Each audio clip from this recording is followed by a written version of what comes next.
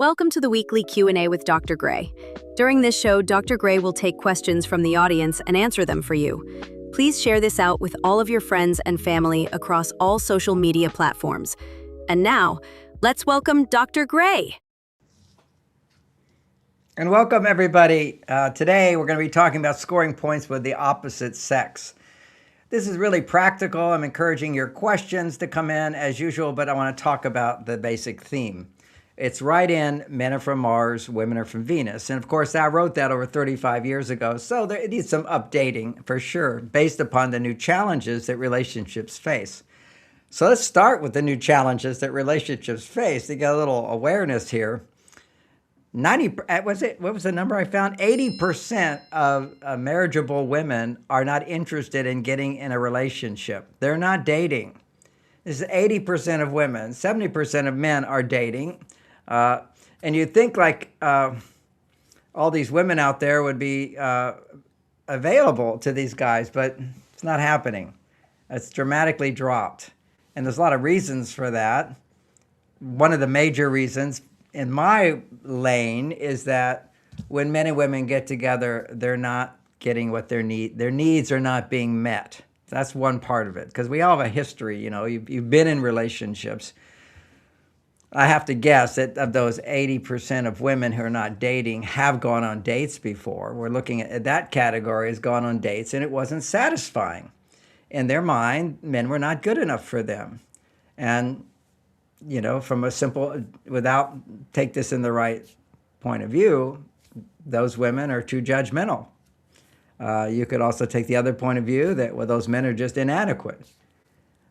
If all the men in the world are inadequate, this is a sad story. I think it means that expectations are not realistic. Hey, Mariah, come on in. So we have the expectations that we have for a relationship. And ironically, Ava, thank you for joining us. When our expectations, let's just bring in people when they have questions after I talk. Hi, Kayla. Thank you so much for joining me. And Libby, come on in. Thank you so much from New Zealand. Wow, everybody's coming in so early today. The whole idea of scoring points with the opposite sex is fulfilling your partner's needs in meaningful ways that you don't realize. I wouldn't be sharing this if you already knew it. It says people don't already know this. And for some of you that listen to my talks regularly, you know it, but it's good to be reminded. Even my daughter, who's master of relationships, when she, has a baby and a family and going through all the struggles of relationships, she goes, Dad, it's just so important to review this material. I've been rereading your book. It's just so important. You forget this stuff. I spent 50 years teaching it, developing it, living it. It's hard for me to even imagine people don't know this. So thank you for your questions today, because it helps remind me that people don't know this. It's like I'm a fish swimming in the water of wisdom, and doesn't everybody know this? And no, they don't. And when I see these statistics of 80% of women not dating, I clearly go into something is missing. So let's analyze what's missing there. Is the inability to experience your emotional needs in a relationship. That's always been the case. But our emotional needs were not as important. What was more important is our survival needs. So love was important, but not nearly as important as it is now. Our survival needs. If a man had money and a woman had a young body where she could make babies, it was an exchange. In very practical terms, men have these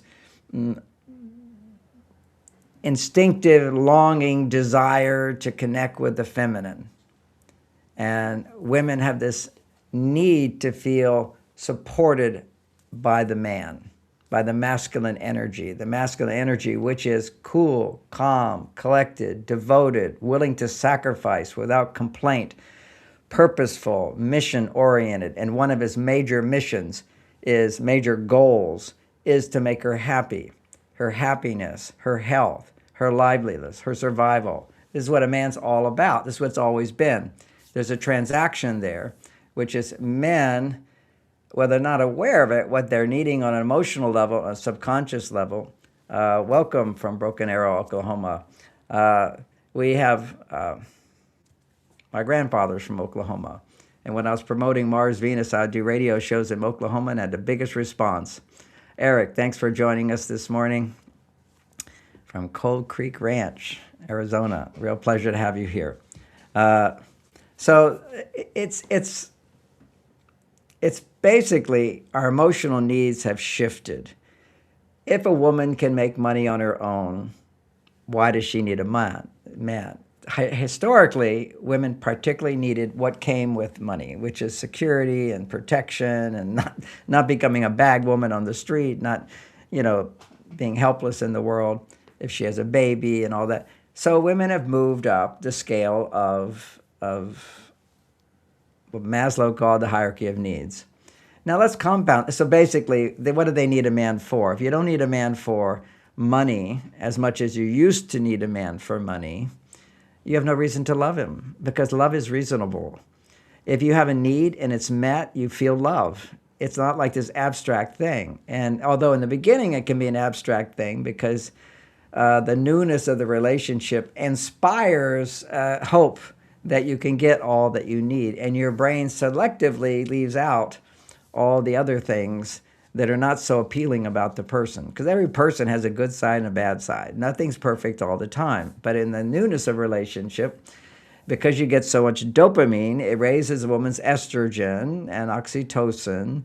Oxytocin is going to make her feel safe, but she has to have something to make her feel safe. And it's a man who's devoted to her, a man who's turned on to her, a man who's attracted to her. And historically, when men were turned on to a woman, she would not have sex with him. This is the exchange. You see, for him, I will provide love and support and devotion. That's more an enlightened version of it. I will provide the money for you and the home for you, so you will provide a child for me, and a big part of providing the child for me is you will provide sex for me. So she would want to have sex. See, it's biologically set up that if a woman needs a man's support and she trusts that he is available to meet her needs, her estrogen levels will rise, and suddenly she becomes really interested in sex. Now, society might encourage women to have sex. Now you've got vibrators. When you have orgasms based upon just the clitoris with your robot, that makes you addicted to sex, and addicted to climax. And you can go again and again and again. Just like a man, when he's addicted to climax, he's the opposite. He can't do it again for a while. So we're just on opposites, because climax has nothing to do with the orgasmic state. It's just you're on your way, and then you can't handle it anymore. You can't build the energy up. You can't feel more and more love and more life force energy. All of the ancient traditions talked about, how they would train men how to not climax, but instead have orgasms, which means you continue having peaks of orgasm. And this is the more enlightened people. And now we are all enlightened, and more enlightened with greater self-awareness and so forth. But at a lower level, basically, men would be addicted to sex. If you just have climaxes, you'll become addicted to it. This is what's happened with porn, is guys go and have a climax, and then it makes you feel so empty afterwards, and you have to have it again, and empty, and you have to have it again, as opposed to fulfilled, and you get to have it again and again and again with somebody you love. I guess my talk is aiming towards sex today. Here at 75 years old, I just had made love for an hour. It was fantastic. And so my talks always lead a little bit in that direction. And my wife says, do you know any 75-year-old men who can do this? I said, I don't know, but I do know of a few. None of my friends, for sure. They can't even get it up. And in their 40s, many men are taking Viagra. Well, what's going on here? And I explained to my wife, I said, well, many men can get it up, but they do it with porn. They can't do it with their wife. Today, we're going to explore why they can't do it with their wife. That's very important to know. And that's the whole theme. If men know how to score points with the opposite sex, then you can have sex for the rest of your life. Okay, this is with your partner. But see, it's not just men. A lot of my talks all focus on men scoring points with women. Today, we're also going to talk about how women score points with men. It's reciprocal. It's got to go back and forth. The whole dynamic of male-female is all out of balance. And I just want to throw in here, when I look at this statistic I heard of 80% of women today of marriageable age are not dating. Why? Well, another aspect of it is, Beata's here. Welcome, Beata. Beata is my assistant. You can always reach her at beata@marsvenus.com. You can also go to contact at the bottom of marsvenus.com, and we have a lot of services that we provide, as well as we have workshops at the top. I'll take a moment to thank our sponsor here, which is me, and then you. This is Barbara. Hi, John from Long Island. What's the story with all this Viagra usage with young guys? Yeah, we're going to get it. We're going to get in there.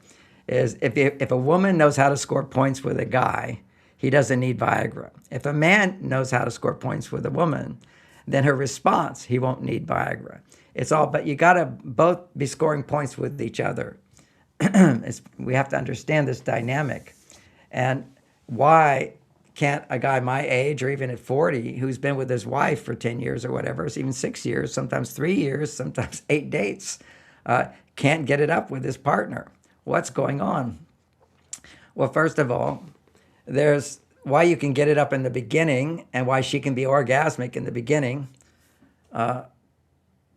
Although I might mention, I was just listening to another podcast, which was on Tantra. This woman was on the Kama Sutras.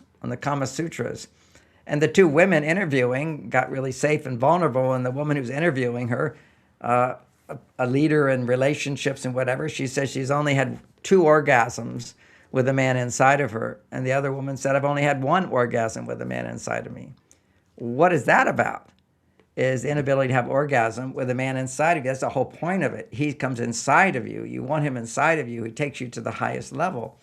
Now, I don't want to minimize that because I don't know what the statistics are, but I know, actually I did know in the past something like a third of women have never had orgasm. A third of women can have orgasm with their vibrator or touching themselves, or a man touching them through a clitoris. And then a third of women has had orgasm with a penis inside of her, which is wonderful. I mean, it's wonderful. So what's the deal here? What's going on? And what's going on is basically addiction to clitoral stimulation. Okay, so if you have a climax based upon clitoral stimulation, it inhibits your ability to have a real orgasm. Now, I'm distinguishing here between climax and orgasm. Orgasm is a union of souls, ecstatic. It's going on, and waves of love and energy. A climax is a spasm that goes on. You measure it, lasts for so long. There's books on how long can you get that spasm going. It's like how much sneezing can you do? We need to let go of the whole addiction to climax, which is orgasm from clitoris. Or, you know, that's a good beginning, is get a sense of how your energy can go up. And then you do a little bit of that, and you go up, and then you come back down, and then you keep going up and down through intercourse. So, I mean, there's a lot of different ways for different people. You know, when I go to the dog park with my dog, there's so many different kinds of dogs. So there's all kinds of different people. So it's hard to pinpoint one thing. But I know that, you know, from one of my wives before, she would like to have a climax, clitoral climax, before I entered in, and then her vagina would tighten up, and then that would then provide more stimulation for her at the G-spot level.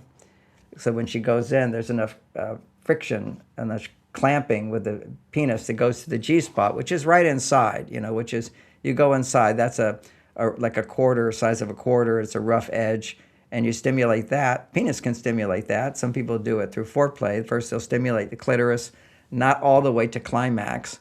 You want to avoid climax, which is the ending of everything, which you want to just be as totally satisfied. So you get climax is stimulation of the clitoris creates desire. Okay, so desire. Breast kissing, touching the whole body raises oxytocin and estrogen. Estrogen goes high in a woman, then the brain, when it reaches a certain point, the brain releases luteinizing hormone that stimulates her clitoris to be more enjoyable, we'll put it that way. And so and when you stimulate the clitoris, that she will feel desire to be touched in that way.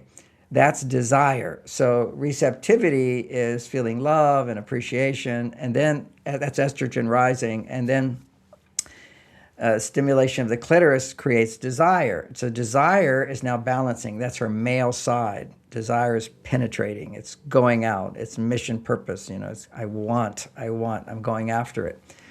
So the worst thing for women is to have a pattern in their life is to go after to get. This is all the whole codependence thing of giving in order to get. So what we're going to look at in terms of scoring points with the opposite sex is that for women, you're going to be giving opportunities for him to be successful to you. You're giving him the opportunity instead of trying to have an effect with him. You're giving him an opportunity to feel successful with you. And making love is the same dynamic. So we need to learn. But we can get thrown off at different levels. So when women are addicted to clitoral stimulation and then they're done, or they can do it again and they can get addicted to it and they get a sneeze. It's like another sneeze. It's another sneeze. It just releases the energy. It doesn't create fulfillment. It creates exhaustion. Okay, but there's some love to it, and I'm all for love, whatever. But the point of pleasure is pleasure helps us to feel more love. And we realize that's the purpose of it, not to have climaxes, but the purpose is to feel more love.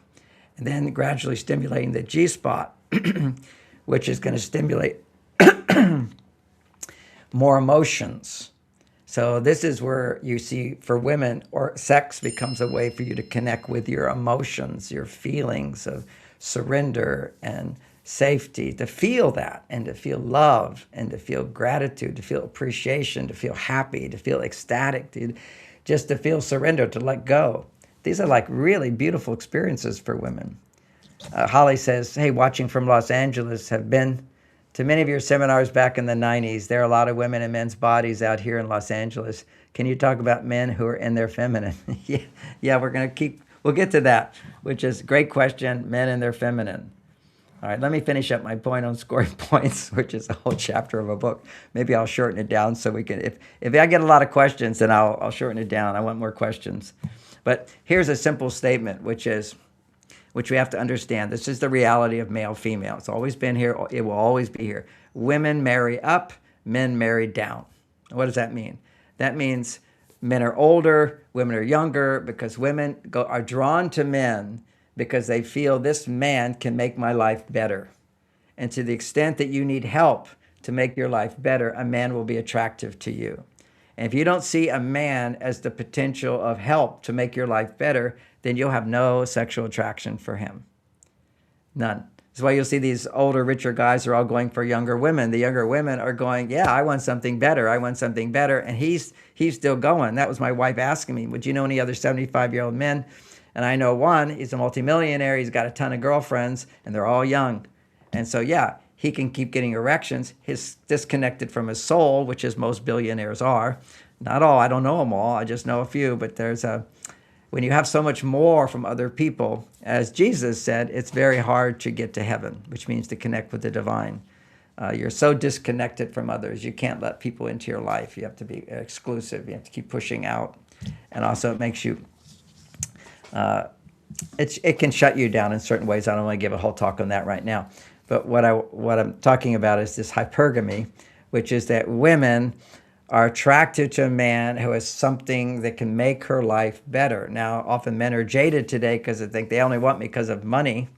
And that is a reality, which is money has always been a part of it. But when a woman can make money, then the only way, if her value is I just want money, the only way she can be attracted to a man is a man who has more money. So the more money a woman can make, the harder it is to find men. It's the dating apps reveal it, that 80% of men are just not getting any dates. Dating apps are going down. The companies are going down. They've ruined relationships because all it does, it creates jadedness in men, and it creates women with the fantasy that you can get those top 10 men at the top level. There was, I remember, I wasn't even aware of how, it wasn't in my consciousness about height and how important height is, because I'm 5'7". Well, if I'm 5'7", there's a height that if I was on a dating app, I wouldn't even be seen by people. Women have they set a requirement over 6 feet, or they didn't want to talk to you, which is okay. I can understand that. If I'm a woman and I'm 6 feet tall, I want a guy who's taller than me. Again, this is realities. I've had sex with women that are big, taller than me, and I would never want to do that again. For me personally, I'll just say it, I felt like I was a child on talking to this big person. It didn't fit anything, you know. I want a woman I could hold and, you know, just be all around her, and she can come inside of me. I mean, or I can go inside of her, but I'm holding her like this. So, and I'm not saying that, yeah, everybody's got their body types, whatever they're drawn to. I don't want to get hung up on that as a universal thing. But what is universal is hypergamy. A woman looks to a man, and he has to be able to provide something that will make her life better. And then she will feel sex desire for him. So bottom line is then she will have sex with him. So women, unless a man proves that he can provide something better for you, don't have sex with him. And once you have, how do you get it back? Well, you get it back by learning to score points. Once you're in a relationship, why does the sex go away? Because as women become more confident and competent, this is just one sliver of it, but most people don't realize it. As women become more mature, more confident, more competent, and living over time with a man, you start to see how he's not as confident and competent as you thought. So that reduces your attraction to him dramatically. And so if you're not attracted to him, he can't be attracted to you. That's where all the sex goes. If a woman is not open to a man, there's no doorway for him to go in. If there's no doorway for him to go in, there's no erection. And what is that on a simple term? What keeps him from being turned on to his wife, who he still loves? He still loves her. Why can he get turned on to this stranger? Some women have told me when they found that their husband are having an affair, says, I'm more beautiful than her. Why is he with her? This is because he could make her life better. And she put out that message, oh, with you, I can be happy. With you, I can be fulfilled. Now, relationships at that monetary level in a world where women do have opportunities, you can't just focus on that. And women won't focus on that if they become aware of what they really, really need. Once you can have a job and once you're confident, once you're capable, what do you need? What you need is emotional support. You need freedom and you need emotional support. That's all these single women, they're feeling, I can have my freedom, which is great. Once you have your freedom, you're unhappy, you're empty, you're alone. That's the price, that's the trade-off. So you found your freedom, but now you're alone. So now you've learned your freedom, which is self-esteem, and what you deserve, what you don't deserve. So you're not this beggar going to try to get from a man, which is where women end up doing. They end up trying to give more to get from a man. And then what's the result? You end up resenting him. And the outcome of resentment is that he will lose his erection for you. He will lose his interest for you. But this other woman, there's no resentment. There's no history. There's no way he doesn't have a memory of feeling a woman not open to him. And there's the illusion, always the newness of relationship puts you in kind of an altered state of the illusion because your dopamine goes so high, your testosterone in a man goes so high. And for women, the illusion is there too. Their estrogen goes up in the beginning. They're just focused on all the good qualities, and later they start noticing, well, he's not as good as I thought. Well, that's what many people will say, and I will say, that's when real love begins. That's when you actually learn how to love. If everybody's doing everything perfectly for you, of course you're going to be happy. But when you're not getting everything you want just the way you want it, and you have to learn to adapt, you have to learn to compromise, you have to learn to surrender, you have to be open. All these different dynamics, relationships can teach us so much about being authentically ourselves as loving people. So that when you're not loving, you can realize, I'm the problem here. It certainly always looks like your partner's the problem, and that's resentment. Your brain did a whole talk, is great talk I gave on the thief of happiness, which leads to resentment. And so how do you avoid the resentment? First step is you have to realize when you're resenting your partner because they haven't made your life better. That's whenever you're feeling, they're not making my life better. Okay, that means you're not in touch with the part of you that needs love and support, attention, affection, warmth. Men, you're not in touch with the part of you that feels confident and capable, devoted and committed. But where does a man get most of that from? He gets most of that from his work. You can't go to a woman for that. A woman has to get less from her work and more from her own personal life that makes her happy. And then a man can make her happier. A lot of the theme of this new book, which is be happy with or without a man. So you learn how to be happy. So all these single women learning how to be happy, but they're not realizing that You can be happier if you now take this happiness, this freedom, this self-esteem you have, and bring a man into your life. But the only way you can do it is to recognize that you're suffering. As I've talked a lot in the Buddhist tradition, suffering is how you begin to appreciate what you have. It's all part of life. And you can deny your suffering. You can deny your loneliness. I'm calling that suffering. Your unhappiness. We deny it by just simply staying overly busy, overly working, overly eating. And then we end up, taking antidepressants. What is it? Half of women are taking, a fourth of women are all taking antidepressants. Just numb yourself from your ability to love. Speaking of antidepressants and all that, for those who choose to live a lifestyle where you don't depend on drugs to feel good, you depend on relationships to feel good, and you depend on good nutrition to feel good. So I'll do a little commercial here for a moment, which is the super minerals that I have on my website. It's called Lithium Mars, Lithium Venus. These is all of from my experience of doing this for 35 years, the supplements put it all into one, along with the magic lithium, which now the Harvard has done a big study on, recommending it for people as a treatment for Alzheimer's and to reverse Alzheimer's. And they're getting, they're hoping that will work. They're working with it. They're getting benefit from it. I've been teaching it for 25 years. I had early stage Parkinson's. That's gone. And this was a big part of it, which is learning how to regulate stress in your life, learning how to increase dopamine and serotonin in your brain and keep them balanced. That keeps your testosterone, estrogen levels balanced. So this will just help any program. Anybody can benefit from this. We have these big mood swings some people have, and sometimes men don't experience mood swings, but they'll stay in their cave longer. So this will also help stabilize his male-female side, so he'll want to connect with his wife more. So that's that supplement, along with our, brain fuel, which is, I see a lot of people now, they have these products, so they don't seem so special, but they don't have the right design that I have, that I've worked on, which is really good. So you can check that out at marsvenus.com. And you can also call Ellen. I go to contact with a button at the bottom of marsvenus.com. It says contact. And if you're interested in brain fuel, this is the powdered shake that's very unique from any other powder shake on the planet, and it's proven to be 3 times more assimilated by your body than any other protein shake, than any other protein you can eat. And other talks I've explained what it is. It's the unique balance in there of whey and casein along with enzymes, and you put it in water, and let it sit for 45 minutes, and it cooks. And what you get is peptides. Everybody's paying all this money for peptides, drugs, another form of drugs. Here's natural.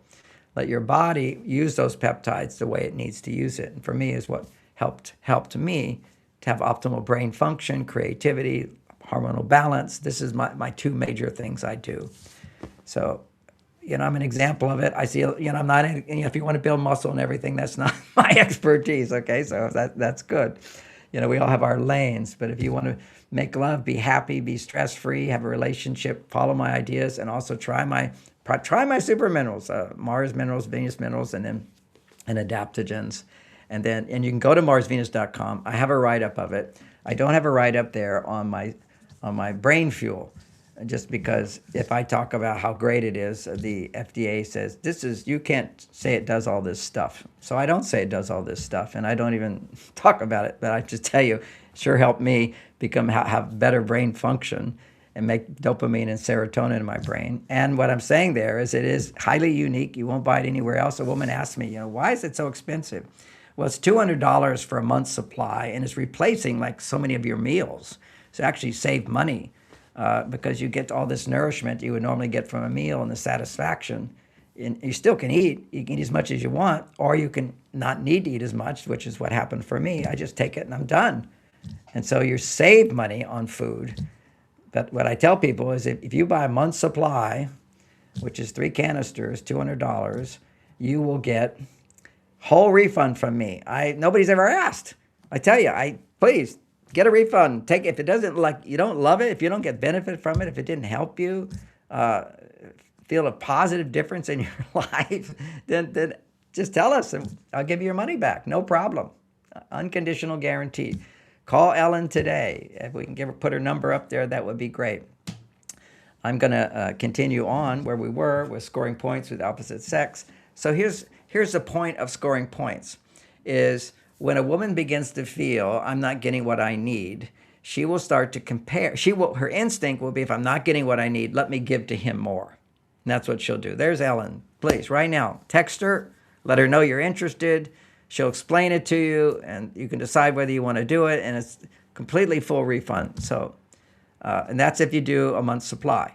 Okay, so, things just don't happen in an instant, just take it. But if you do start it, you get a month's supply, and you get a stomach ache or something that nobody gets. 2 times I've had somebody say, I got a stomach ache. Okay, I'll give you a refund, but why don't you try just cutting it in half and see what happens? Having it for dessert from a meal. It's delicious. Super low sugar. And when you incubate it, almost all the sugar is gone. But it's like air. It goes right into your body. It's all bubbly. It's like drinking bubbles. Okay, so text Ellen. And you also get a discount from what the normal would be, and you also get a refund if you do a month's supply and you don't benefit from it, don't want it, and you want a refund. Go for it. And people, so she asked me, why is this so expensive? I say, well, first of all, you're replacing all these meals. And second of all, these are expensive ingredients. This is a high quality ingredients. You can go for cheap ingredients. You can go for high quality. You see, there's a range of these things.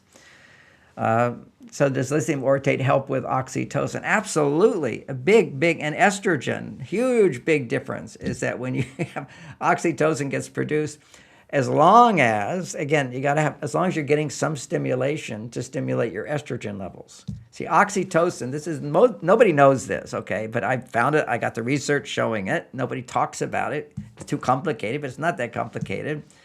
Oxytocin gets produced when you feel safe. Oxy doesn't make you feel safe. It's when your brain tells you you're safe, oxytocin gets produced, and that oxytocin stops your cortisol levels for a woman, not for a man, but for a woman. Oxytocin makes you feel safe. And it helps you to feel, too. It's good. You feel safe. You can be yourself. You feel safe. Oxytocin goes along with that. Then they found out that if you give women oxytocin, it can have some effects. It can, just like a drug. But you want to make the oxytocin. And then when you feel safe. However, if you feel safe, but your estrogen levels are low, oxytocin doesn't lower your stress. Take that in. So here I feel safe, but it's not making my stress levels go down. What's going on there is because your estrogen levels aren't high enough. Estrogen is an awareness that I have what I need and I need more. Okay, that I'm hungry and food is available. So as soon as I'm hungry and food's available, estrogen goes up. So you have to be feeling your need for your oxytocin to work. And as your oxytocin is being built up by getting needs met, that's filling up what we can call the love bank. It's like a love bank. And when your love bank is full, which means you're scoring points all the time, it's like getting higher and higher and higher. Then when your partner doesn't score a point or minus point, although ideally you never give minus points, but people are human, and so they give minus points. They take it away. But if you've got, $1 million in the bank and somebody rips you off of $10,000, so what? Okay, not a big deal. Maybe emotionally you feel betrayed, whatever. Even then, it's inconvenient if you've got all this extra. So this is what we want to build up the love bank based upon scoring points. And scoring points is when a woman is feeling a need that she has and a man is fulfilling it. But when women can fulfill all their needs, how can men score points? That's where you have to take next step, women, on getting in touch with your feelings and emotions. You have to be in touch with feelings of anger and let them go by focusing on what I want and then taking action to get what you want. And you're learning from me all the strategies, strategy to get what you want. And then you'll have to feel disappointment, sadness, and hurt. These are all parts of being in a relationship. That relationship will allow you to get to that. The benefit of having a relationship to get you in touch with your emotions, to feel your emotions instead of numbing out. Look at all these numb people. Go to an old folks home. They're all numb. There's no life force. There's guys that are younger than me are completely numb, or just even looking at guys without erections, numb. That's lack of emotion. And of course, where does he get his emotion? He doesn't have to focus on his emotions. If he does have a lot, he has to learn to process it, but he didn't have to. He just has to connect with her when she's emotional, and he will become emotional. She becomes the female side. So when I'm scoring points with her, every time I score a point with her, I'm giving her a point for me. My love bank goes up. And then there are things that a woman can do things that will allow a man to give you 50 points. So for women, it looks like this. Every act of love on Venus, every act of love, big or small, is 1 point. So men think, oh, I'm going to do something really big. That's 1 point. I'm monogamous. I'm devoted to you. I work really hard. Yeah, you work hard. That's a point. 2, you're devoted to me. We're a monogamous relationship. Now we got 2 points, and you come home quite often. 3 points. That's it. That's all you get, men.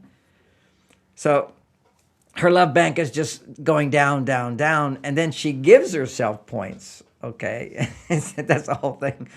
It's kind of like, I'm so good, I'm so good, I'm so good. To the extent you give yourself all these points, if he hasn't scored points as well, then you'll feel resentful. You'll give more. So you'll do things. When women are not getting, they'll do more rather than give a man the opportunity to do more for her. So men have to learn. 50 roses, 1 point. 1 rose 50 times, you got 50 points. A hug, 1 point. Give her a hug, 4 hugs a day. That's scoring points. It's the little things. It's the little things. You've already scored the 3 big ones. You think of it like this. I go to work. I do my best to provide for her. That's 1 point. And when a woman's doing her best to provide for you as well, that point isn't even significant.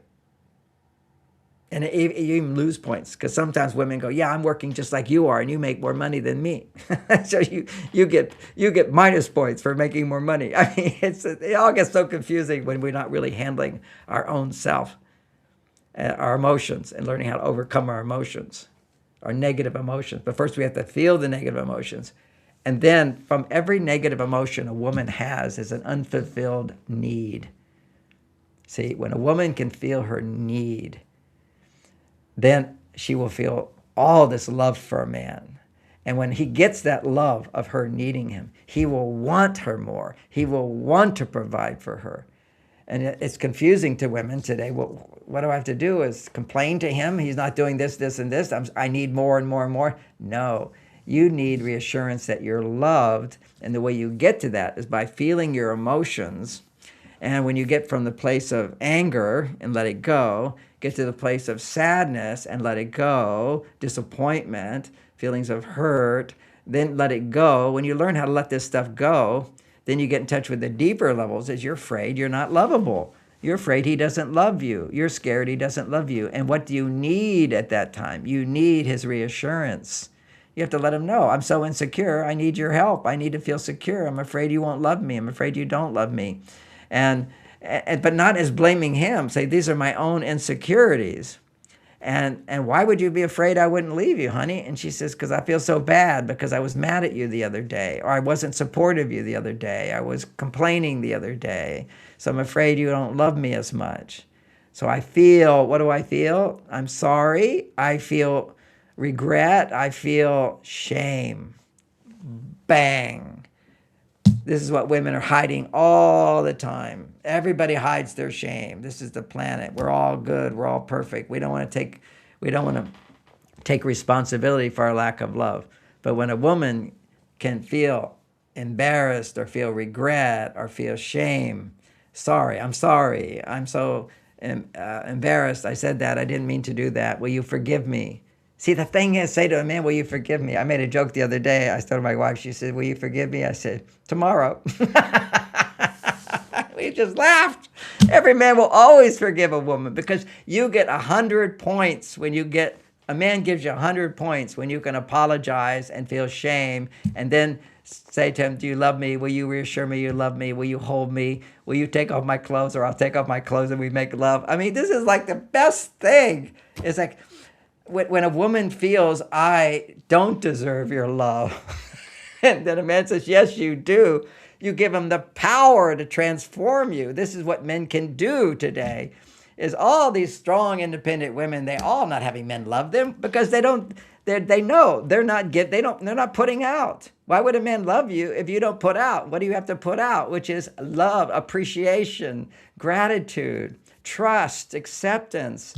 This is who women are when they're in love. I love them. I want to take him inside of me. I want to eat him up. I want to take him inside of me. I need him. I depend on him. Well, I'm dramatic here because, this is the afterglow of making love. But So take it as one idea here, which is vulnerability in women. And I've given a whole talk, you can find it, and the power of vulnerability of women, not men, women. Women go, oh, he's so vulnerable. Yeah, occasionally a guy's vulnerable, good, only after, it's kind of like, yeah, a vulnerable man is very attractive to a woman, but like a man reading the book, Men Are From Mars, Women Are From Venus, that was the guys would say, this is a great way to meet a girl. I'm reading this book. I'm reading this book. Have you read it? That kind of a thing. And she goes, oh, a guy's interested in relationships. That's, someone I could be attracted to. Only if he's got a job. If he's in the unemployment line, that's not going to make you attractive at all that you're reading my book. You have to first be able to take care of yourself as a man. Then you have to be able to, and a woman's taking care of herself. This is kind of the world we're creating. We have to adapt to it so people can be happily married. And where as women become more competent, capable, and that's going to happen as they get older. What do I need him for? What you need him for is scoring points with you. And so you have to have the art of scoring points. Where do you learn how to do that? Well, you learn in this book. Okay, this is the guide. This is the guide for women. How do you score points with a man? You create opportunities for him to score points with you. And when you're creating opportunities to score points with you, then your estrogen levels go up. When they go really high, then your testosterone levels naturally emerge to balance it as sexual desire. And then you want to have sex with him, and you fulfill the man's ultimate dream as a wife who wants to have sex with him, not that he's always having to initiate it. Is that she wants to have sex with him. And she misses having sex with him. And it's not like remembering how it used to feel a long time ago when he was interested in you wanting. It's your body is saying, I need him inside of me.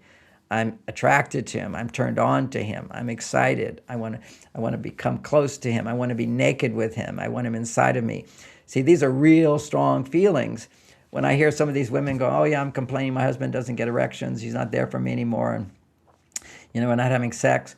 Well, I can see her. She's dry. She doesn't have any responsiveness to sexuality. She's just judging him for not being the guy he used to be, who she complained about him back then. And this is not every woman. This is just some when I see this problem. So scoring points to the opposite sex is you learn 4 hugs a day. You learn how a man can listen to a woman. I can score 10 points just listening for 10 minutes. If a woman's talking to me and I'm hearing, that's 10 points. Every time she pauses and I say, well, help me understand that better or tell me more. Or if you really read the book, you say to the guy, you don't have to say anything. Just let me talk for 10 minutes. It's not about you. It's not blaming you. And just sharing. Oh, something really good happened for one of my clients the other day. And she was, it wasn't a counseling session. It was just another conversation. It was... what was it? It was the beginning of her counseling session. So she was just talking to me with her husband, just listening over to the side. His session was going to be later, but he just happened to be in a room. And she says, well, I just want to tell you what's going on in my life before we have our session. So the session is where you go into the deep things that you wouldn't want to share with your partner because it's irrational, because it's overreaction. But this was the first time she could just talk about her feelings and everything. And husband was over there and he wasn't expected to respond in any way. See, this is power, women. This is your power to share your feelings about other things, your problems about other things. Since you're so competent, you're not looking to him to solve it or fix it. You're looking to him just to hear you, to still love you in spite of you're not this sweet, loving person all the time. You don't have to be this sweet, loving person. I know a lot of times I talk about in this book on how to ask for help from a man. You don't have to be sweet and loving. I watch how women will create this affected voice. Oh, sweetie, would you do this for me? That would be so nice. Make me so lovable. Make me feel so good. No, that's all just, that doesn't work. It's just like you care about each other. It's like, honey, would you do this? It would make me so happy. That's the tone, okay? Not like, oh, I would be so good. No, be real, but also remind him from time to time that things make you happy and that he does make you happy and that you enjoy things. Last week, somebody asked about, my husband says I don't have to say thank you all the time. Yeah, you don't have to say thank you all the time. You just have to not complain so much.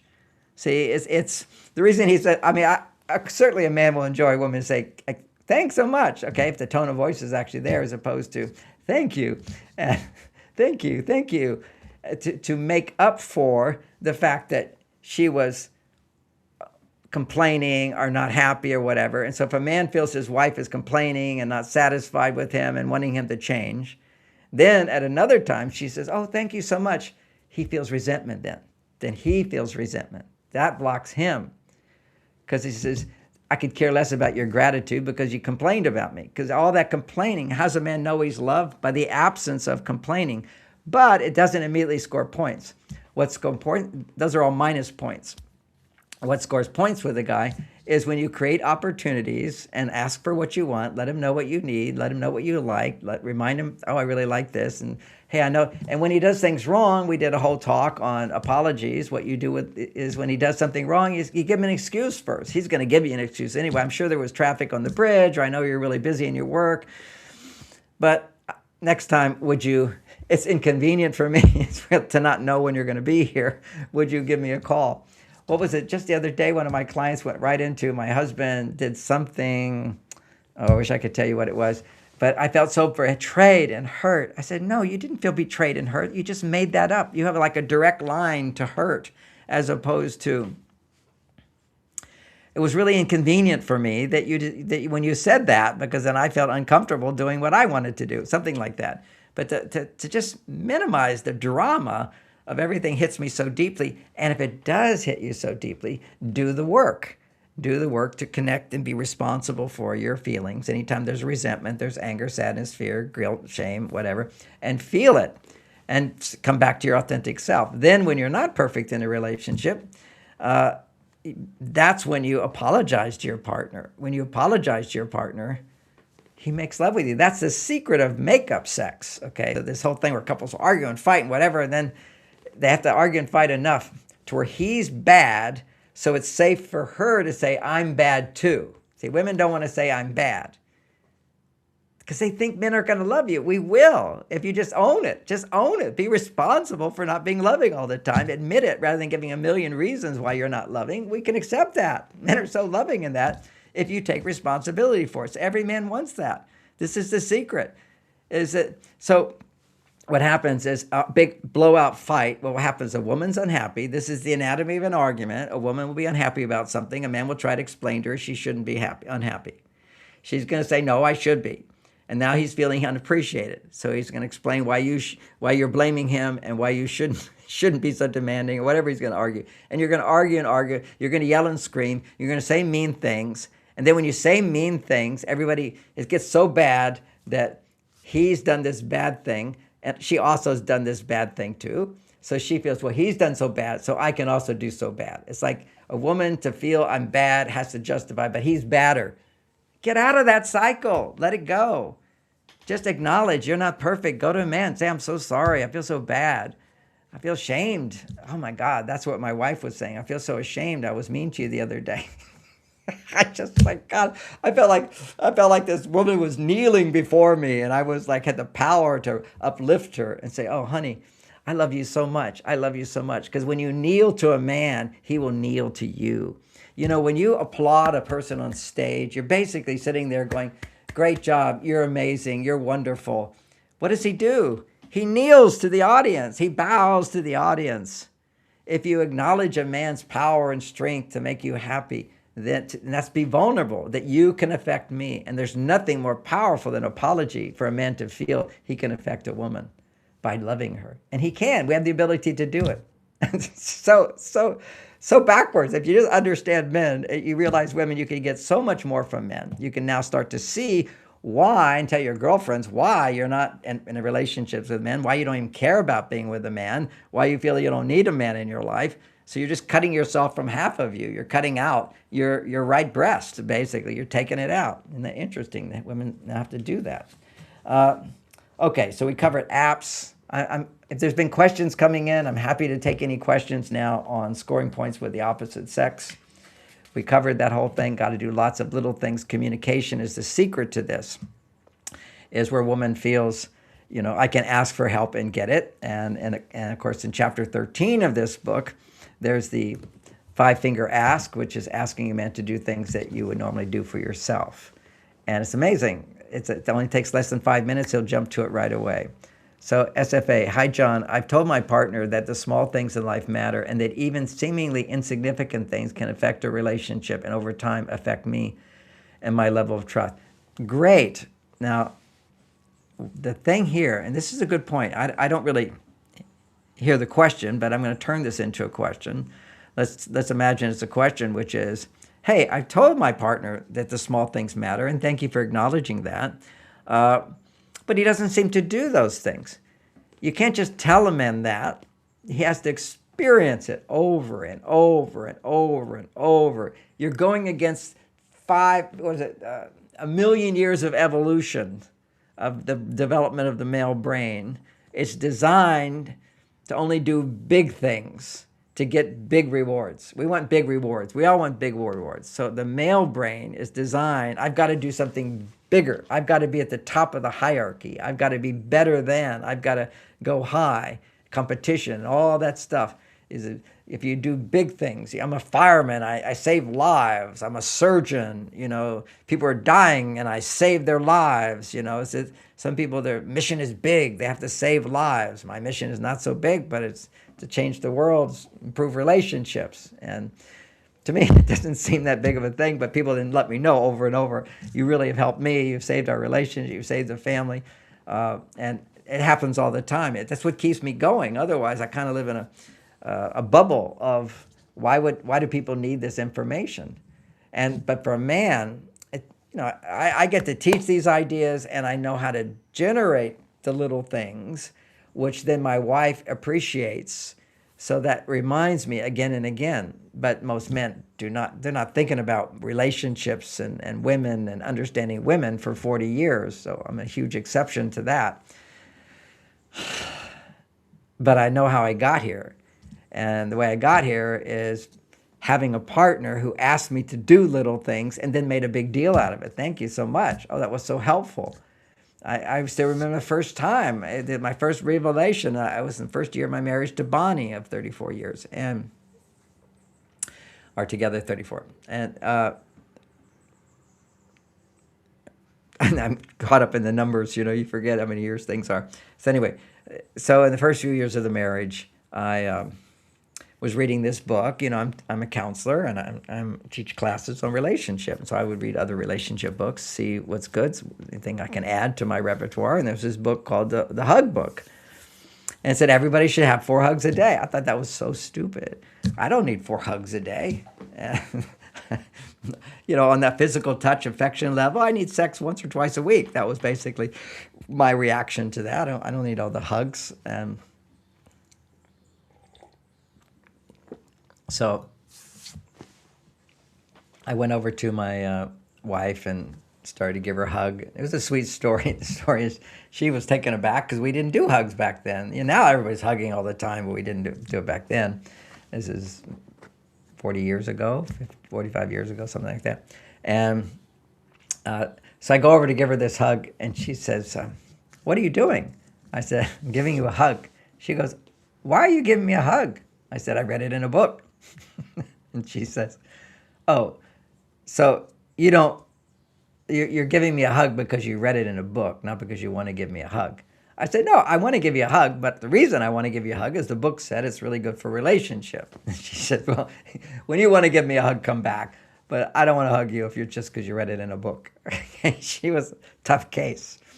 And so I went back next day. I just thought about it. I thought I'll approach her differently. I approached her with a hug again. I'm going to experiment. And she says, so what are you doing? I'm giving you a hug. She said, why are you giving me a hug? I said, because I feel like it. She goes, oh, okay.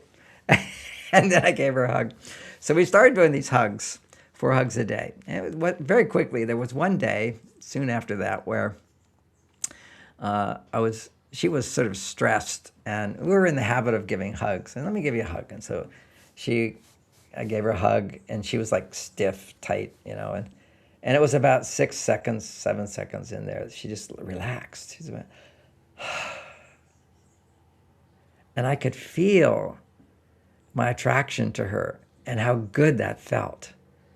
And before that, I was just giving the hugs because the book told me to do it, and my wife is a woman, and women need hugs, and they do need hugs because hugs produce oxytocin.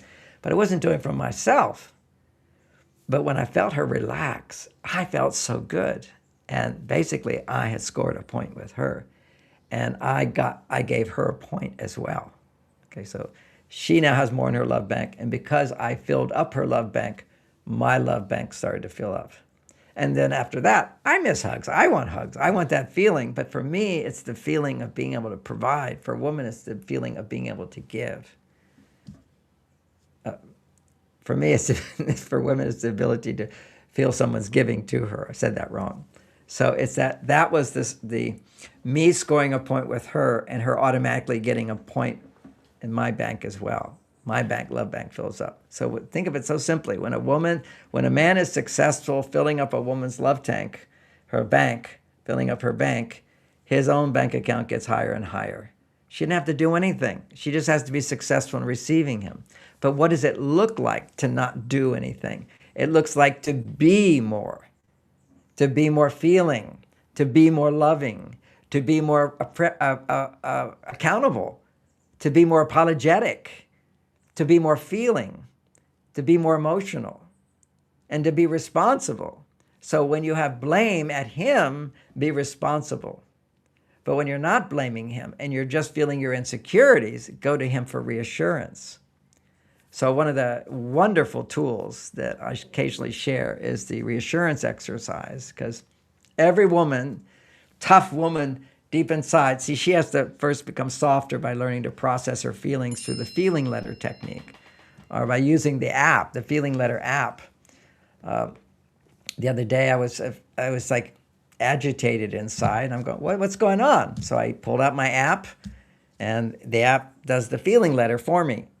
Because I was, I could sit down and start writing, and that works, but I also have my app to do it, and I can do it very quickly with it. And it just asks me a few questions. I'm giving the software, the AI is helping too. It asks the questions that I've told it to ask and takes the answers and organizes the answers in the feeling letter.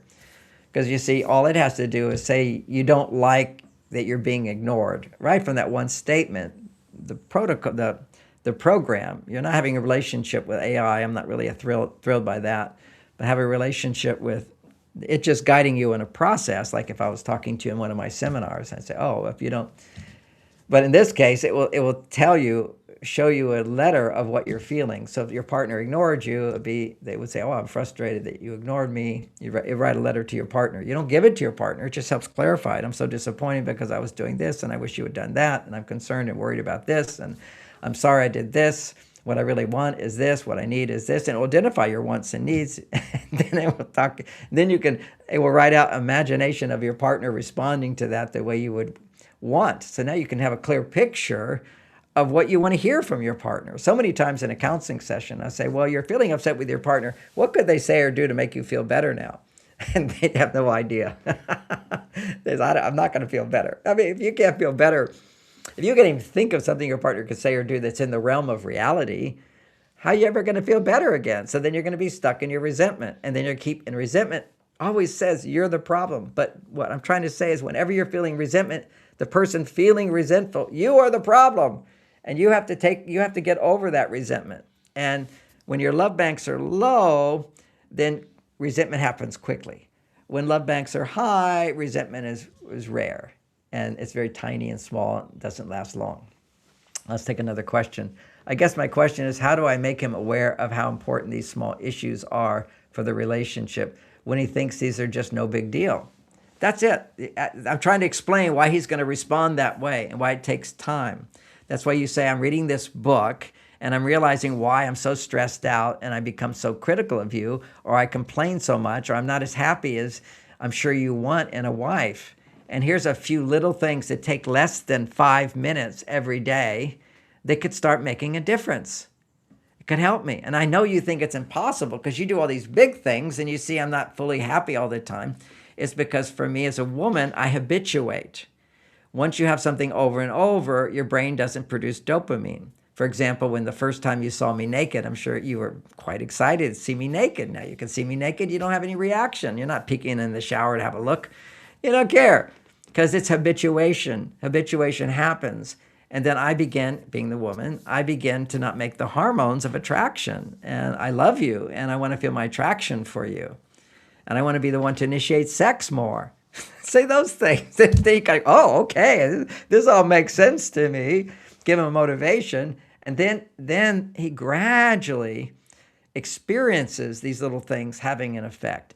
Then has to change the wiring in his brain. Literally, we have a wiring that says little things mean nothing. It's the big stuff that makes it. And think of it, for me, peace of mind. I have such peace of mind that I don't have to be the big successful person in order to be loved. I don't have to have that. And so I have more peace in my life. I don't have to push so hard. I don't have to be so much. But I always want to be more. I want to do more. It's not like it takes away my motivation. But for a lot of men, when they've sort of hit their maturity level and they have their life is sort of set and they retire, they crash. And then they don't continue to want more because the dopamine has flattened out. It's the emotional, when women don't have the emotional vulnerability that can be touched by little things. There's a lot of women who, they hear me say, oh, little things make a difference. They go, not for me, I want the big stuff. Or if they have complaints, my husband's not contributing enough, he's not making enough money, he's not working hard enough. She judges him for that instead of realizing, hey, you're expecting too much. You can't expect men to be everything you want. But what you do is you get beyond, I want you to be better and more than what you are, by coming back to the little things. So this is for women to learn to create little things for a man to do for you, and then you'll smile. And if you don't smile and you're not happy, that's okay. That's where you are. You're shut down. You're not feminine. So how do you get feminine? You get feminine by beginning to get in touch with your negative emotions, which you've been pushing down. So when you push down your negative emotions, and what the act of suppressing negative emotions is your masculine side. That's pushing down your female side. So all these women, became feminists. They went over to their male side, pushing down their female side. They're numb. They don't feel the vulnerability. These 80% of women that are not dating are because men are just not good enough for them. There's so much all this arrogance. I'm so good, and you get that it all was, done to you, like AI. This is all being done to you. This can be really bad if we don't wake up and realize that our children in school, like just putting my son in high school, I had to sign this thing.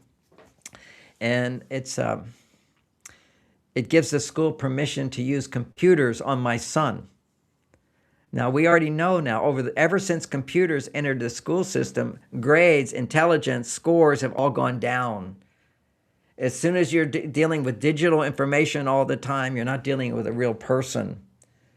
You're not going to get the benefit of it, particularly when their brains are supposed to be developing. You can get more benefit later, but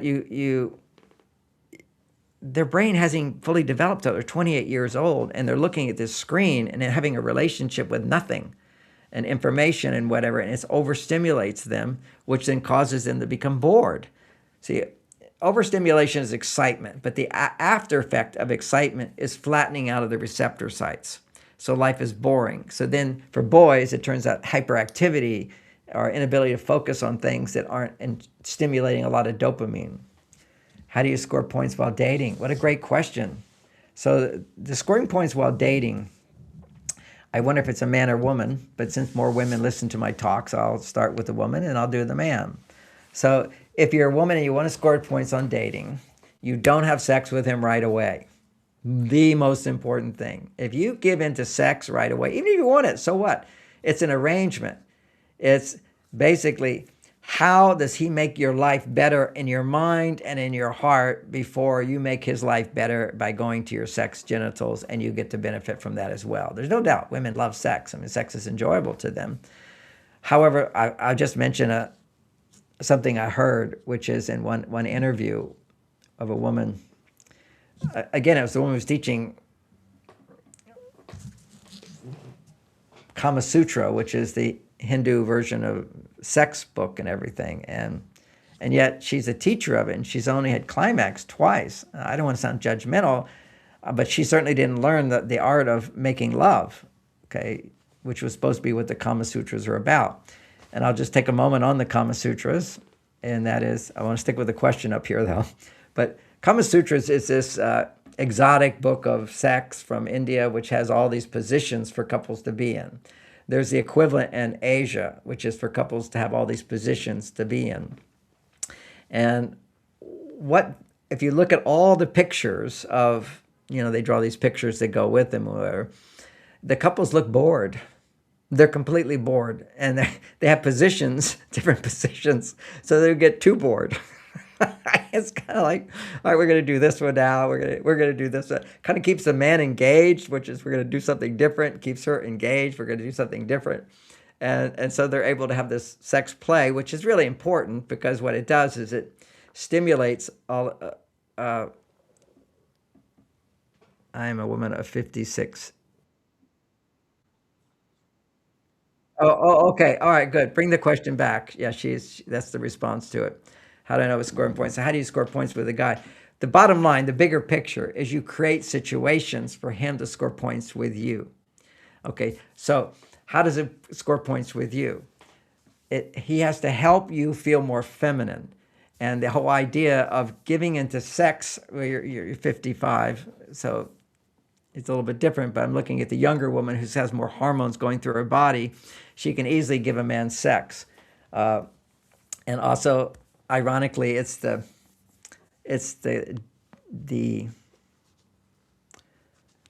unavailable man stimulates more arousal in women than the available man. This is this whole paradox. This is all came out in I don't know, like 20 years ago when guys were reading the books on gaming. They have game, and they would have these re-rehearsed lines that they would use and with women, and which allowed the guys to have all this confidence and showmanship, and they had their lines, and they do their lines and sweep women off their feet. But what it was that really swept women off their feet is they weren't talking from their heart. They were just following a memorized plan, so they really weren't available. So, and they're just trying to get your number. They're just trying to get sex. They're just trying to get a date, And while I agree, men have to learn how to communicate with women, but at the same time, the lack of sincerity actually caused women to feel intimidated and would respond. I won't say every woman was, but basically any woman who was insecure, and as I say, the more touchy you are with your feelings, you have insecurity. But women who are more insecure, they would feel attracted to this guy. And of course, they never worked out. The guys who taught gaming never got married. I remember this guy came to me for counseling, and he was like one of these guys, he'd had sex 1,000 times. And I said, well, you have a real problem with relationships. And, no, I've been with 1,000 women. I said, no, you can't keep them. You can't stay in a relationship. You have to keep going new and different. It's like an addiction for you of manipulating women. It's not really something to be proud of. So women have caught on to that, and that gaming is another big part of probably why women started moving into the direction of not wanting to date men, because they had so many disappointing men. I heard a wonderful podcaster the other day, and he was saying he was just saying to people, don't interact with someone like you love them. I mean, don't overwhelm someone with your love. Don't make them fall in love with you unless you're willing to stay with them. Because when you make someone fall in love with you and you have no intention to stay with them, you're going to hurt them. They're going to open their heart. And this is true for every teenage girl who has sex, because she doesn't have the maturity yet to even have a sense of self. And when she has sex, what's going to happen is she's going to attach herself to a guy who's not ready and can't make a commitment. He doesn't know what it takes. He doesn't have a sense of self. He doesn't even know what he wants in life. So he's just going to reject you. You're going to give sex, get attention. You're going to dress like a sexy person, like you're ready for sex. Guys are going to be attracted to you because you're easy, but they're not going to commit to you, and you're just going to be hurt.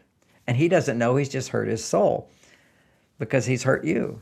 Anytime you hurt someone, you break something inside yourself, because on some deep level, this is the whole basis of PTSD.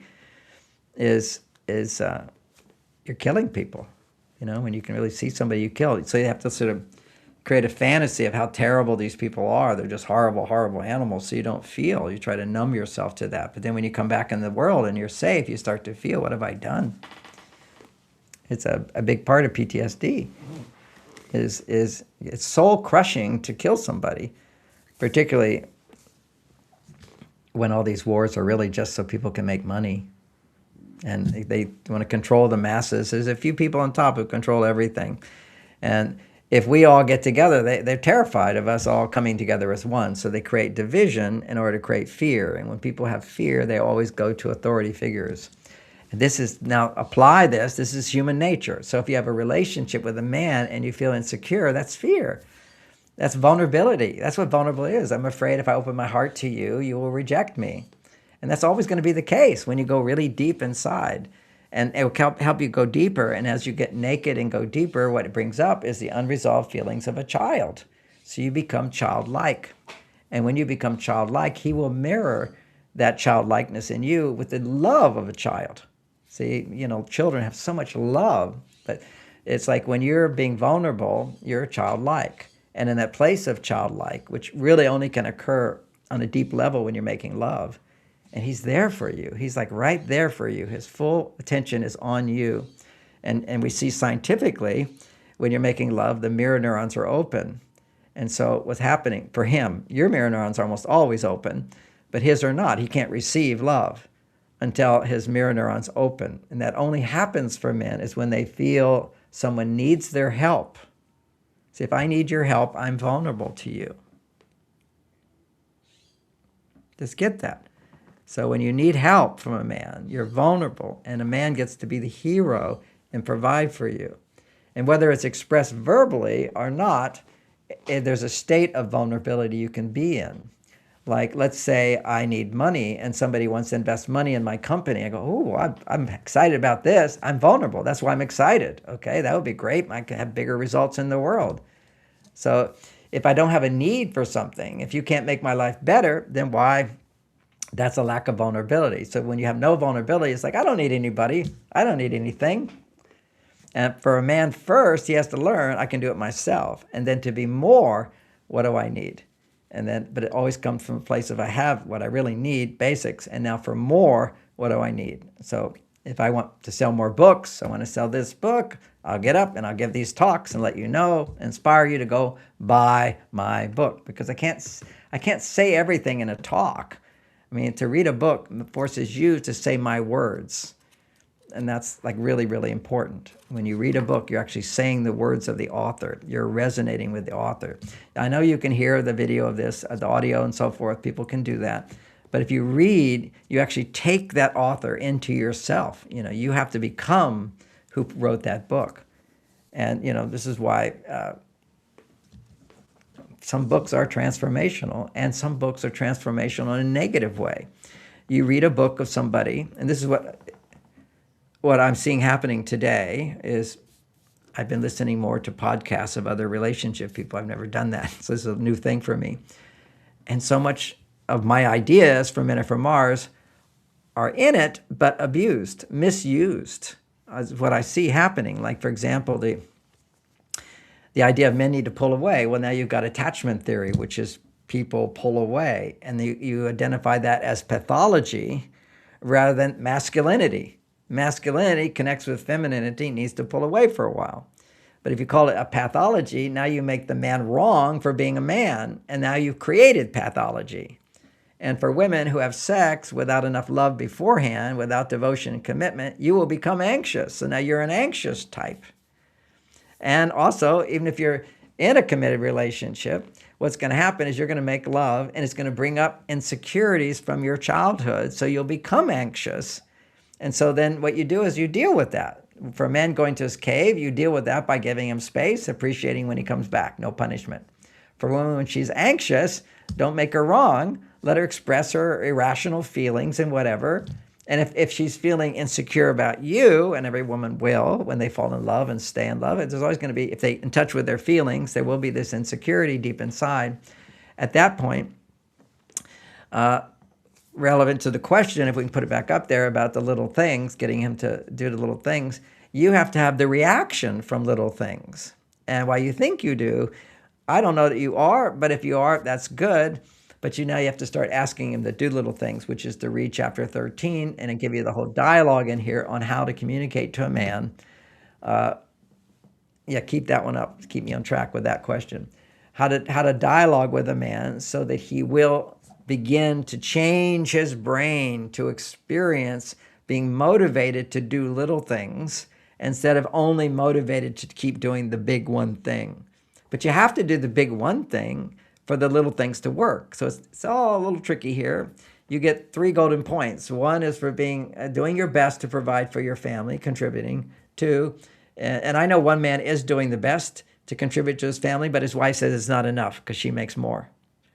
I said, she needs to, that's her problem. That's her problem. She's resenting him. She needs to get that. It's her resentment that keeps her from appreciating for him doing the best he can, which is the best he can. So it's contributing to the best of your ability. 2 is devotion, monogamy, commitment. And 3 is providing enough time for the relationship to work. We have to have time. And that has to be reasonable, a reasonable amount of time. You can say, I want you with me all the time.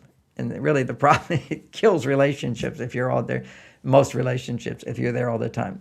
There's a different kind of relationship. You might call it, what I'm describing all the time is a soulmate, where you're fulfilling these deeper emotional needs, as opposed to just a role mate, which is survival needs are being made, and you work out the roles, and you're good with that, and that's important. And then whatever's practical roles, you work through that, and then life becomes flat. Then you have to get in touch with soulmate, which is fulfilling emotional needs.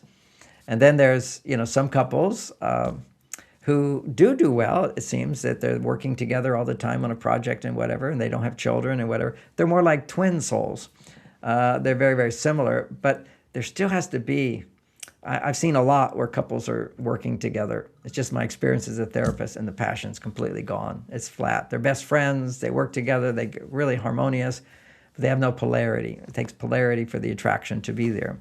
So in scoring points while dating, what you want to do is make sure he pays for make sure you don't give sex right away. We're talking months until he has scored enough points to raise your estrogen up and reality has set in. Okay, so it's like you don't have that full fantasy thing, but it takes some time for reality to set in, and he's not as good as you thought. And then you're now asking for help in various ways. So how do you score points while dating? It's a little conflicting because in my marriage, the fact that my wife wants to have sex with me, I give her 1,000,000 points. Okay, I just can't imagine anything better for men and for myself than a partner who desires me sexually because she's not a nymphomaniac, but because she feels she gets so much from me. She feels so safe. She can depend on me. She feels heard. She feels not judged. And she can apologize. She's safe to apologize. She's safe to make mistakes. She's safe to, her phrase for about herself is, she's safe to be a bad bitch. That's what she'll say sometimes, a bad bitch. Okay. And what's funny is she'll call me that like for like a joke, because it's something that she feels deep inside that make her unworthy of love. So how you score points while dating, and I'm going to come back to the reassurance exercise, and we'll finish up for today, but more questions can come in. Oh, we have a lot more questions. All right. Okay, we're going to look at I'm going to zoom through those questions. So scoring points while dating. Here's one thing. Make sure he pays for the meal. You appreciate the meal. You're delighted by it. Take a moment to say, oh, this is so good. I like this. I never had this before. Some little compliments about what he provides, not about him. Don't compliment him. Compliment what he's done for you. 2, minimize any complaining about him, about the date he provides. Every time, if he happens to mess up, that's where you get 50 points. That's how you get big points with a guy. Like when I told the story of my wife, before I married her, I took the wrong turn. Clearly she's going to be disappointed, upset.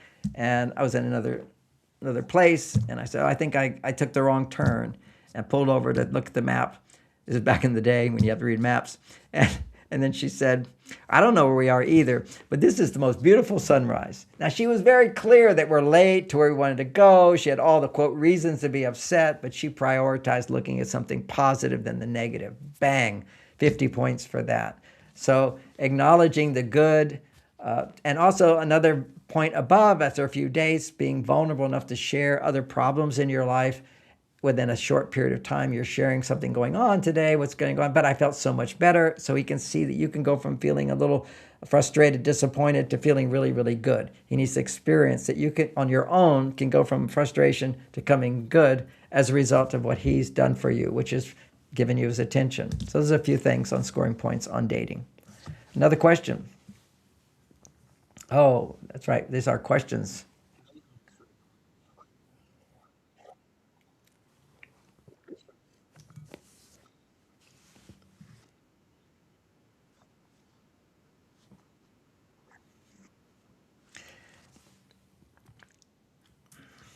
So what happened, everybody, is that my producer just told me we had a troll.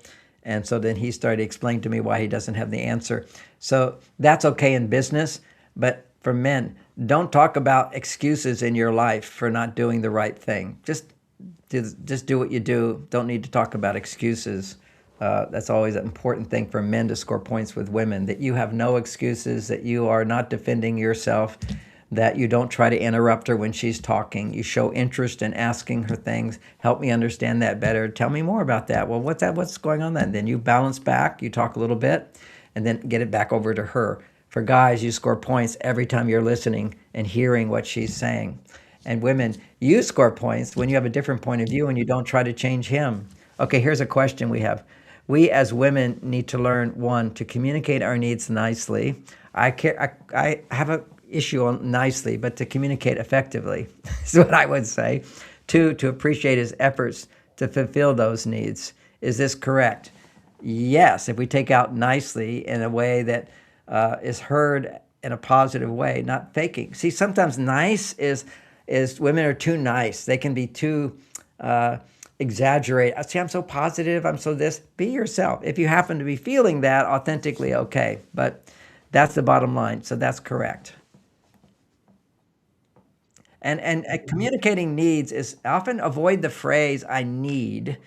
Direct for what you want to do is communicate a need is by making a request. Okay, it's just simply a request. If you just say "I need this," it can easily be heard as needy if there's an angst behind it. I need your help is always good. I need your help. I need you to change is not so good. Okay, would you do this is a request, and the outcome of that request being fulfilled is a change in him. Okay, how does a man's love evolve during stage 4 dating?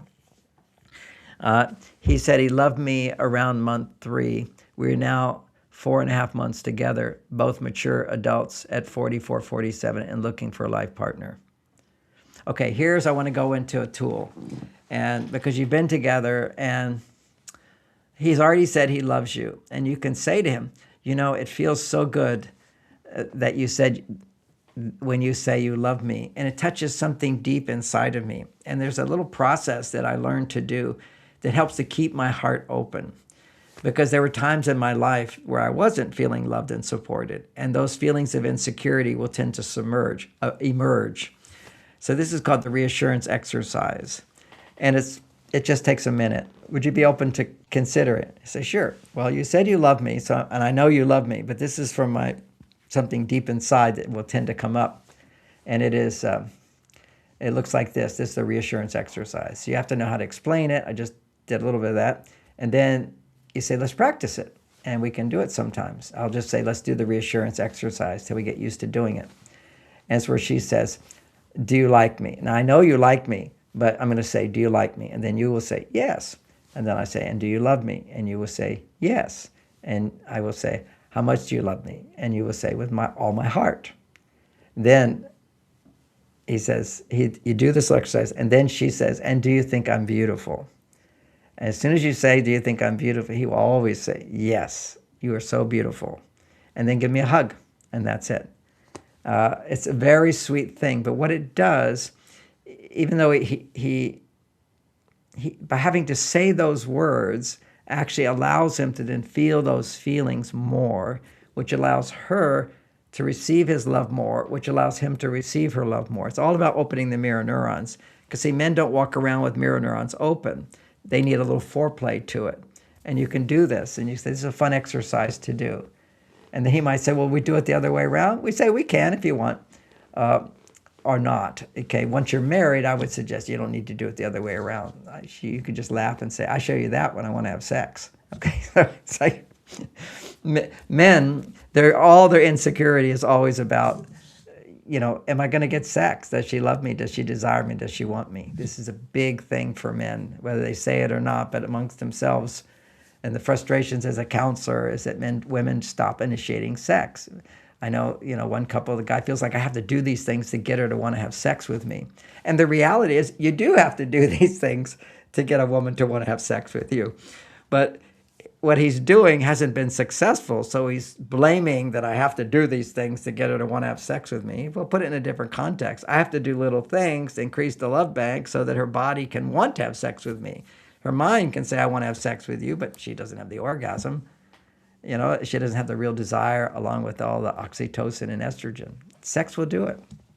Okay, Christina. When my boyfriend gets triggered, now that's a whole subject. That's an important question. He gets silent and the energy is so palpable. I don't like feeling like I've done something wrong. He refuses to talk about it. But I'm getting to the point where I feel so frustrated for being treated coldly. Sometimes it takes days to snap out of it. I'm not sure what to do. So for you to snap out of feeling coldly, is the way I'm interpreting that question, it could take days for him to snap out of it too. And why would it take days for him to snap out of shut down? Only because he talked a lot when he was having somewhat of an argument with you. If it's just that you said something or did something and made him shut down, it doesn't take long for him to come back. But what you're saying, and here's the problem, is that you're saying, and it's understandable, it takes long for me, maybe 2 days, for me to snap back. But you have to realize when a woman doesn't snap back quickly, a man goes back into his cave. Every time, he does something, he becomes quiet, then you become cold. When he becomes warm again, your coldness pushes him back into the cave. So it's a disaster. This is what goes on in relationships when women do not understand men. First of all, on a subconscious level, you're reacting to something in your past where a man really did shut down and wasn't available to you. And this man can shut down and not be available to you simply because you get cold when he does. He has to go to his cave and be able to come back without his hand being slapped. So this is where you have to recognize, and you are, is that sometimes it takes days for me to snap out of it. That's where you would then go into your emotions and know that this is the perfect relationship to help you get in touch with what's beneath the coldness inside of you. So you get treated coldly, and you then have, I'm assuming that's the case, okay? I don't like feeling I've done something wrong. That's a key thing. She's coming back with more. You're so sweet and helpful, but it's actually him that's treating me coldly by being in his head for so long. I get it. So what you want to do, the first part of your question said it was difficult for you. So he's in his head. He's cold. What you have to do, if you're not becoming cold back, is you have to completely ignore him like nothing, like literally, like he's not cold. You have to pretend. And the only way you can pretend is shift your gear into doing other things that make you happy so you can disconnect from him and not be unhappy about it. Okay, so that's a key thing. I gave an example of some women, they'll just get cold back, and that just keeps them in the cave. And what you're experiencing is just not, what do I do to get him out sooner? What you do is ignore him completely and then ask for help when it seems like he doesn't want it. This is why if you learn the little thing of the 5-minute ask, you feel you establish in a relationship, he's willing to do little things. You could just say, hey, would you find my phone for me? You put your hand up, which means this is something he's agreed to do. Would you find my phone for me? And then because he's shut down, he might not have as much enthusiasm to do the 5-minute ask, but once he takes action doing something and then experiences that you're not mad at him. Because when a guy shuts down, he has a fear that she's rejecting me because obviously women, they have this thing of, I want to be connected to him all the time. Okay, women want to be connection, and you want connection all the time. That's why you're bringing this up. So when he shuts down, he has failed to do something to make you happy. So he has some subconscious shame around that. And the way you deal with a man's shame is you ignore him and let him do something good for you, which is to score a point for you. Ask him, would you help me with this? And let it just be something simple. So he experiences taking action and you appreciating it as opposed to not being satisfied with him. And so what's interesting is when women have resentment for men pulling away, women won't ask for help because they don't want to give him a chance to be redeemed, because a part of him feels you're bad, and when we feel somebody's bad, we want them to know that you're being punished, you're bad. Not that this is all what you're doing, but it's a general thing. Behind all of these subconscious mechanisms, we're always having to deal with our culture we live in, which is when you make a mistake, you should be punished. So he's made a mistake on some subconscious level. He's not satisfied you, so he anticipates being punished. Anticipating being punished will cause him to stay in his cave. Who wants to come out and have your hand slapped? So this is where, and it is true that women are not as forgiving as men. They just aren't. We experience that with you. So if you could do something to ask him for help, he does it, then that allows him to know, oh, I'm not being punished. Okay. So men do want to pay the bill. Oh, men do not want to pay the bill anymore in Spain. Should I give him a second chance? Well, it's the culture. That's the problem. It's the culture. I can't change a culture. But what I would do if you're in Spain and you can try this. I'm not in Spain, so I don't have the experience of doing this. I know in America, there's still a certain awareness that it's okay for women to have a man pay for the meal for them. I don't know enough about the culture, but you're saying that men don't want to pay the bill anymore. You can change that, and by just simply not offering to pay the bill. Okay, so there's a dynamic there. At least don't offer to pay the bill. And then there's techniques for this. Is when the bill comes, go to the bathroom and see if he paid. That's one. But I get it. If it's just we don't do that, that's a cultural thing on the surface. Then I suppose you're splitting the bill. Certainly don't pay the bill. You split the bill, then split the bill. And then the good thing about men, at least, if there's still enough masculinity there, is what a man will do is just say, let's just cut it in half. That's what men do. If I'm with two couples come together and a man, we'll both pay the bill, but we'll just cut it in half. We're not going to say, oh, but you had a drink and you had a pizza and you had this extra thing. We don't think about that. We just think, cut it in half. Women get all, but you had more, so you should get this. They get all nitpicky about that. At least some women do. That's fine for women to do. Men, it's a sign of confidence and abundance that I can pay this meal, and also the man pays the bill. And it's good foreplay to let a man pay the bill. You're creating opportunity for him to do something. So it doesn't have to all hinge on that. There's so many other ways that on a date you can create a space for a man to give to you. One is when he says to you, hey, what do you want to do?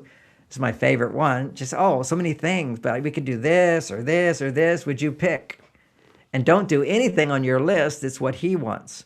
Now, there are some men, I get, well, why aren't we doing what I want? And you say, okay, we can do that sometimes. That's just because he's on his female side. He's in a culture that, I don't know. I just know that the more liberal a culture is, the more female it is. And so men are going to be more on their female side, which is why Europe's crashing down right now economically. And the more men go to their female side, the weaker the nation becomes. And this is what's happening today. The more petty men get, the more easy it is to manipulate men into feeling hate. This is why they also want to demasculinize men. Real masculine men have nothing to be hate about. We feel confident in ourselves. We're not threatened by things. Hate is just a reaction to fear. So if men are not afraid because they're in their masculine side, you can't control them with getting them all riled up. At 9/11 in America, it's like stupid Americans were some stupid Americans were saying, we should bomb them, nuke them. She's like, stupid. And then, of course, the stupid thing is let's go start a war, which was dumb. If it really was 8 people, I'll just put that out there. It's just, so put them in jail.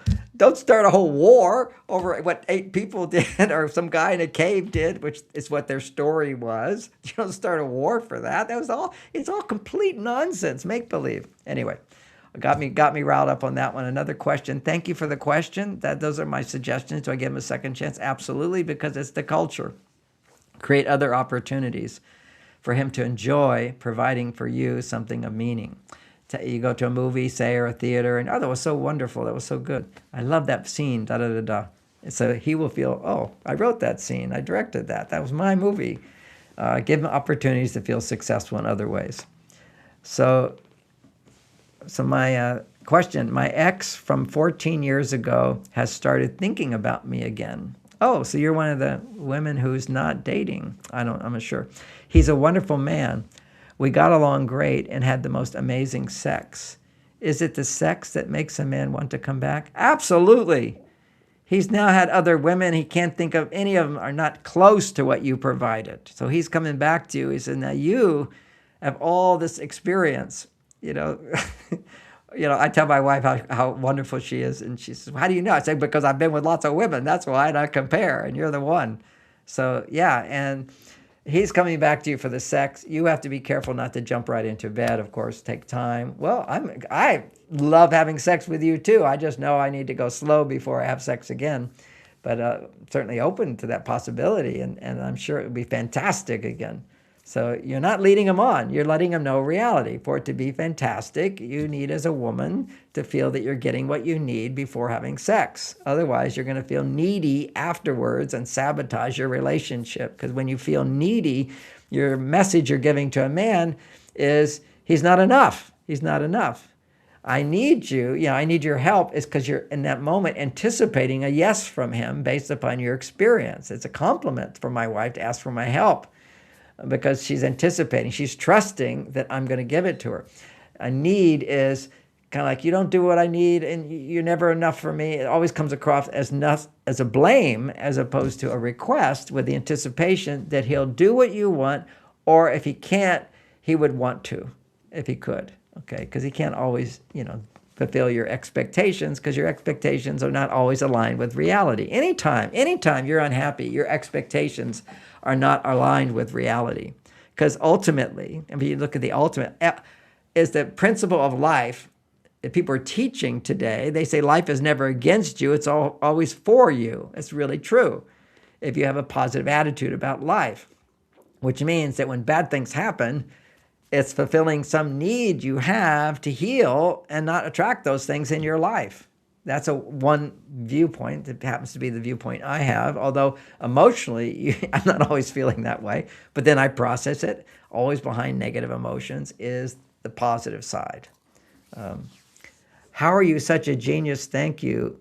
You're a genius. Thank you. Thank you, Christine. I appreciate you coming. And this is my lane. I think we all have our lanes and our mission. I spent 50 years looking at all this. I don't see myself as a genius, but I do think I know a lot more than a lot of these dating experts.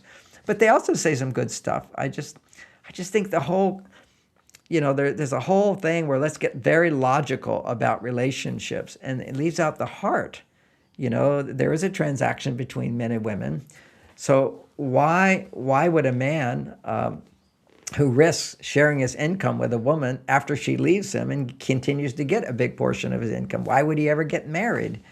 And so if everything is just logical like that, we're going back to a lower part of who we are, that love does overcome. And at the same time, we have to integrate love and practicality. So there are these, prenups, which are very unromantic, but they're very practical. If a man or a woman already has family and children who all have expectations, and he has children, it gets very, very complicated. So it has to come down to that, which means go slow before you get your prenup. Go slow before, go slow before you actually make the proposal and get married, where you see that there's all this value in the relationship and you have confidence that this relationship can last. And half the relationships do last, okay? And so are you just like on the bottom half of people? No, you're quite capable. Half of relationships are doing great. Except now we've got 80% of women who are no longer going into relationships, who are still single, and it's because they're missing the knowledge of understanding men and women. And you've got married couples who stay together, they've got families or whatever. Most likely not all of them are having great sex and great intimacy and physical intimacy. Listening to these classes and learning how to process your emotions, you can bring it back at any age. And I think I'm going to do sex at every age is going to be my talk next time. If I'm in the mood for talking about sex, usually it's because I've just had sex. Marie, what do I say after he said something hurtful? Plead the fifth. I plead the fifth. Whatever I say now is going to be wrong, is going to be the wrong thing. I'm sorry for whatever I said. You're right. Can we move on now, please? Okay, I like where you're going with this. Okay, what do I say after he said something hurtful? Okay, so let's sort of get out of the frustration of he said something hurtful and be adults and recognize the part of the brain that feels hurt is the childlike part of the brain. Okay, it's the childlike part of the brain. Then we have this emotional part of the brain that sits on top of that. So I feel hurt is, we can feel hurt, and it's a bit of an emotion. It's definitely an emotion, but it's these other emotions from the older child are the emotions of sadness. Okay, so I feel sad. Okay, and what's up here, which is your adult self, is disappointment. So I didn't like. Okay, he said something that was hurtful, according to who? According to somebody who lives in their childlike brain, someone who's not fully grown up.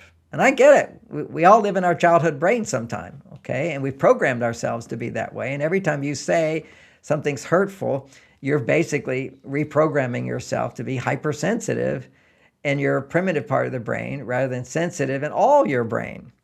So he says something which you call hurtful, it makes you sad, and you're sad because you're disappointed. So really, you can just say when he says something, I'm disappointed you said that, what I would like is this, or just simply, I don't like it when you do that. Much better than you hurt me, it says, you're so mean sometimes. You're just being mean, okay? So be up in your head up here. This is like, hurt is the childlike part of us. And we make love, we do activate that childhood part of us. So that does make us more vulnerable to feeling hurt. But just know when you're feeling hurt, it's irrational. It's you're reacting to him as if you were a child, and you're not a child. You're an adult, but a part of you is childlike. So you feel hurt by something. So what do I say? After he said something hurtful, I plead the fifth. And whatever I say now is going to be the wrong thing. Okay. I think the fifth, I plead the fifth, is I don't have to incriminate myself. So I'm not following the logic here, but because we're not actually talking, I'm sure it makes sense. But I do know that whatever I say now is going to be the wrong thing. Yes, whatever you say. If you say to a man, okay, I plead the fifth. I get it. I plead the fifth. And whatever I say right now is the wrong thing. And I can tell you in advance, I'm sorry for what I'm going to say. Can we move on now, please? Yes, men will do that. You don't really have to do it this way. What I'd recommend is when you get feelings get hurt and you want to move on, you just simply basically say, I'm being triggered. I want to talk about what comes up for me because what you said reminds me of when I was a little girl. So this is where you have a little bit of subconscious awareness of where being triggered means you understand it's your past, it's affecting you. So what part of your past is affecting you now? You should know that. If you feel hurt by things, that's the first step, is to know, where does this hurt come from if it's not all coming from my partner? So being triggered is 10% of what you said is I don't like, and it's triggering 90% of my reaction to that comes from my childhood. That's what he said. Oh, that's what he said. He said he pleads the fifth.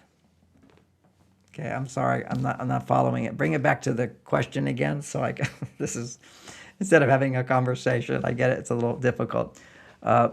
What do I say to this after he said something hurtful and he pleads the fifth? And then whatever you say, I presume, is going to be the wrong thing. Or he says, I plead the fifth. I'm sorry for whatever I said. You're right. Can we move on now? Okay, I'm getting his whole thinking. All right, so now I know what he's saying is. So the bottom line is you have your feelings hurt. And he basically says, okay, I plead the fifth. I made a mistake. I'm sorry for whatever I said. You're right. Can I just move on now? So what that is that's all dismissive. I get it, Murray. So basically, when you get your feelings hurt, he gives you a dismissive comment, which, because your feeling already hurt, is going to hurt more. I get it, and it's hard to just move on. So what you can do is you need to be with that feeling for a little longer, okay? Otherwise, you will feel dismissed. It's not like, okay, I made a mistake, I'm done, can we move on?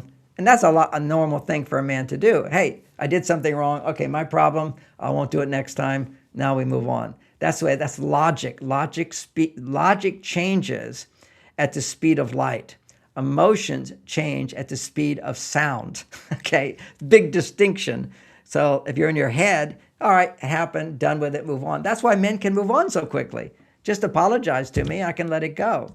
But in this case, for women, he did something to you, you're not so easy to let it go. And what you have to learn is by you looking at your side of things and apologizing more, you become more vulnerable in a way where he can then feel your hero rather than here you're being vulnerable, which is I feel hurt and you're blaming him.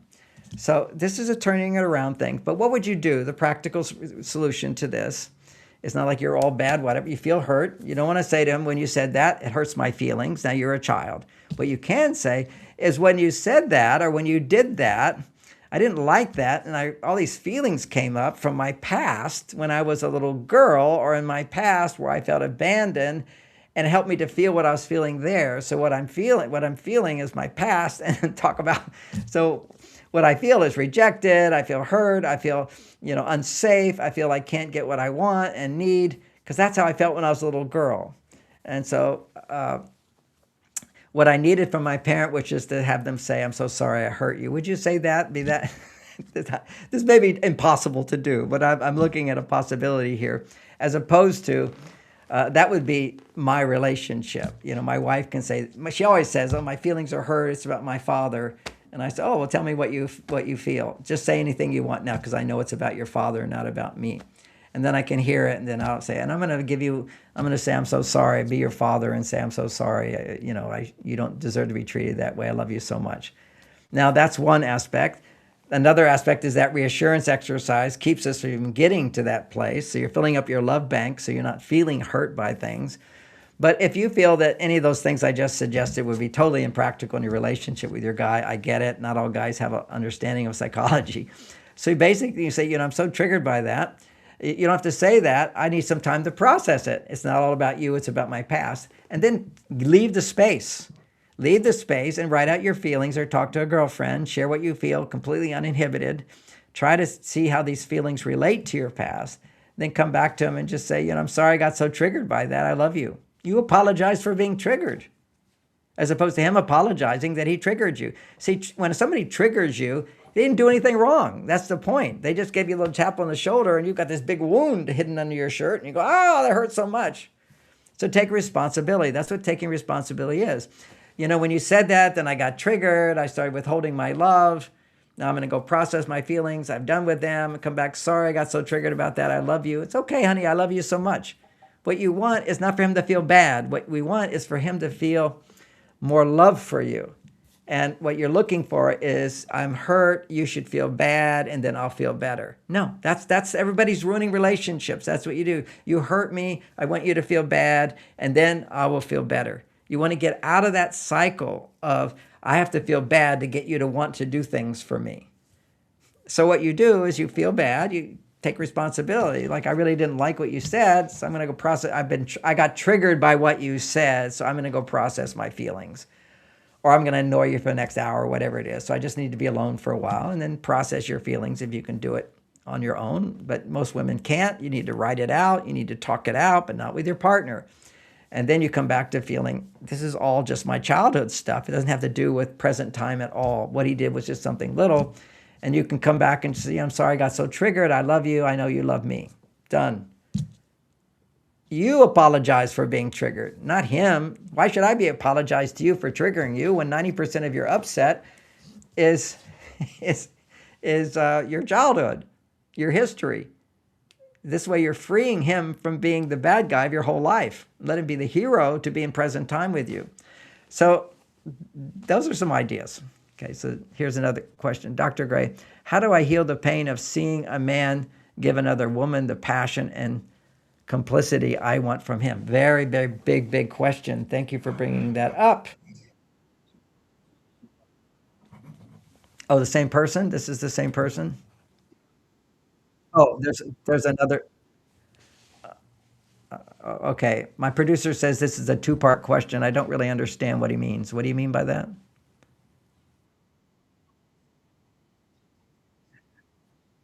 Oh, okay. It's more text. I get it. So, John, how do I heal the pain of seeing a man give another woman the passion and complicity I wanted from him? Very painful. I get it.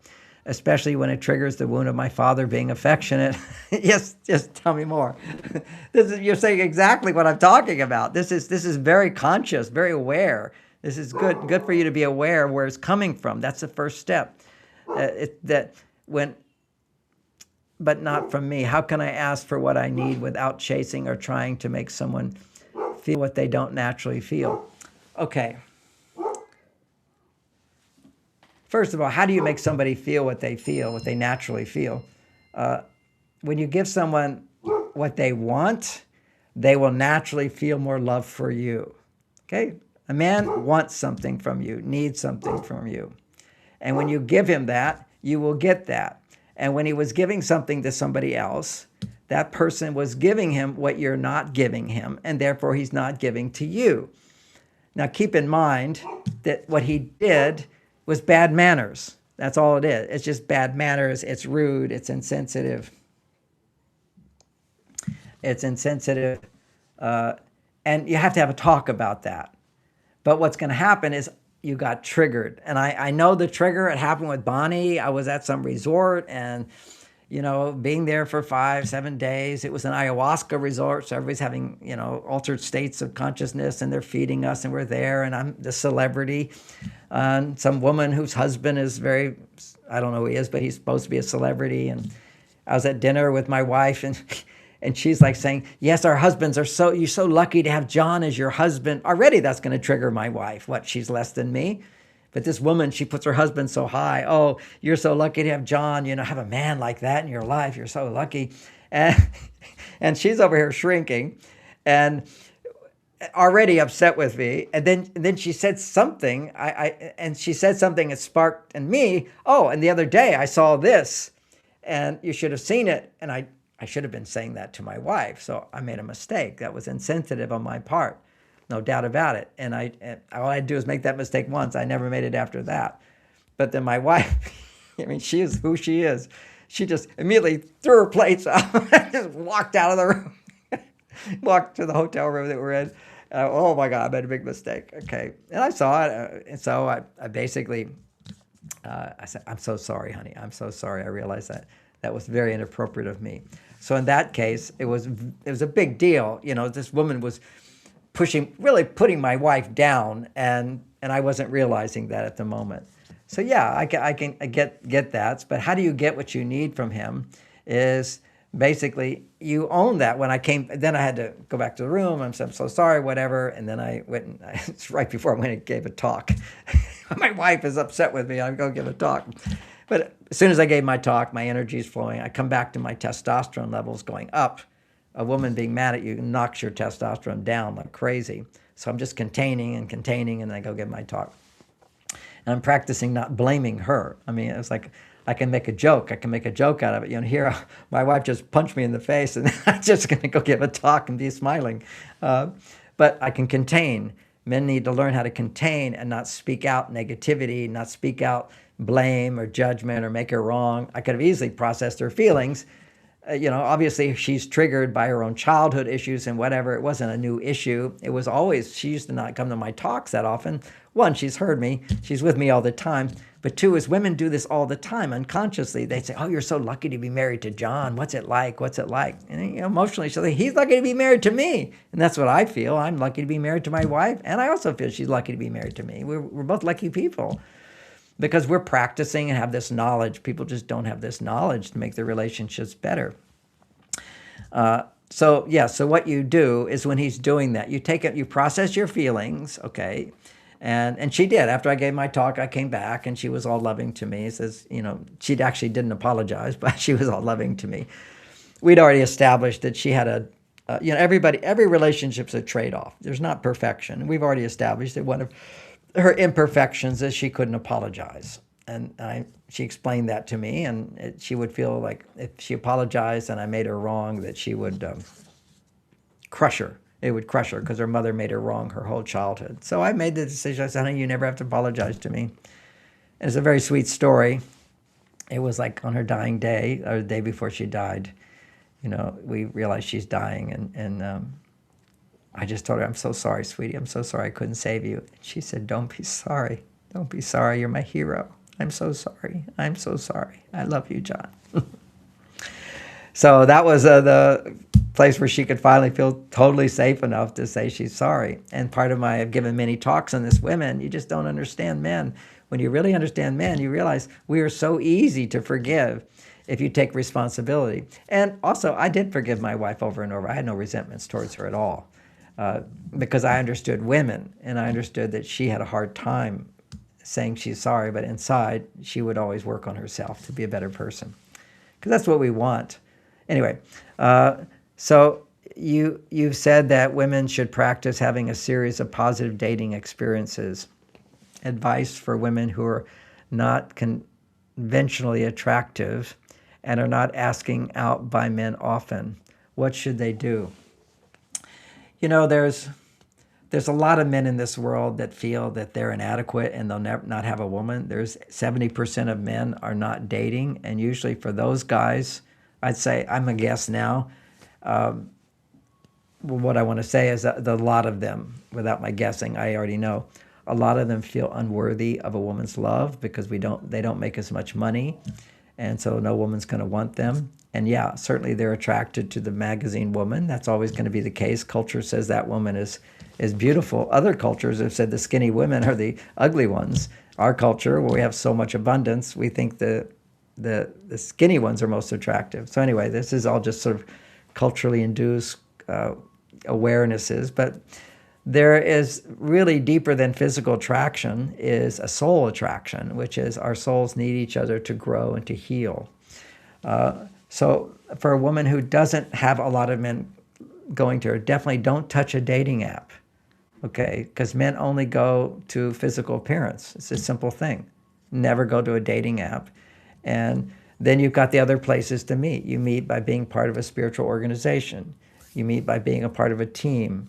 You meet by being in social settings with people. You meet by talking to other women and saying, take a man who doesn't make a lot of money and say to another woman, I want you to tell him that I'm very interested in him.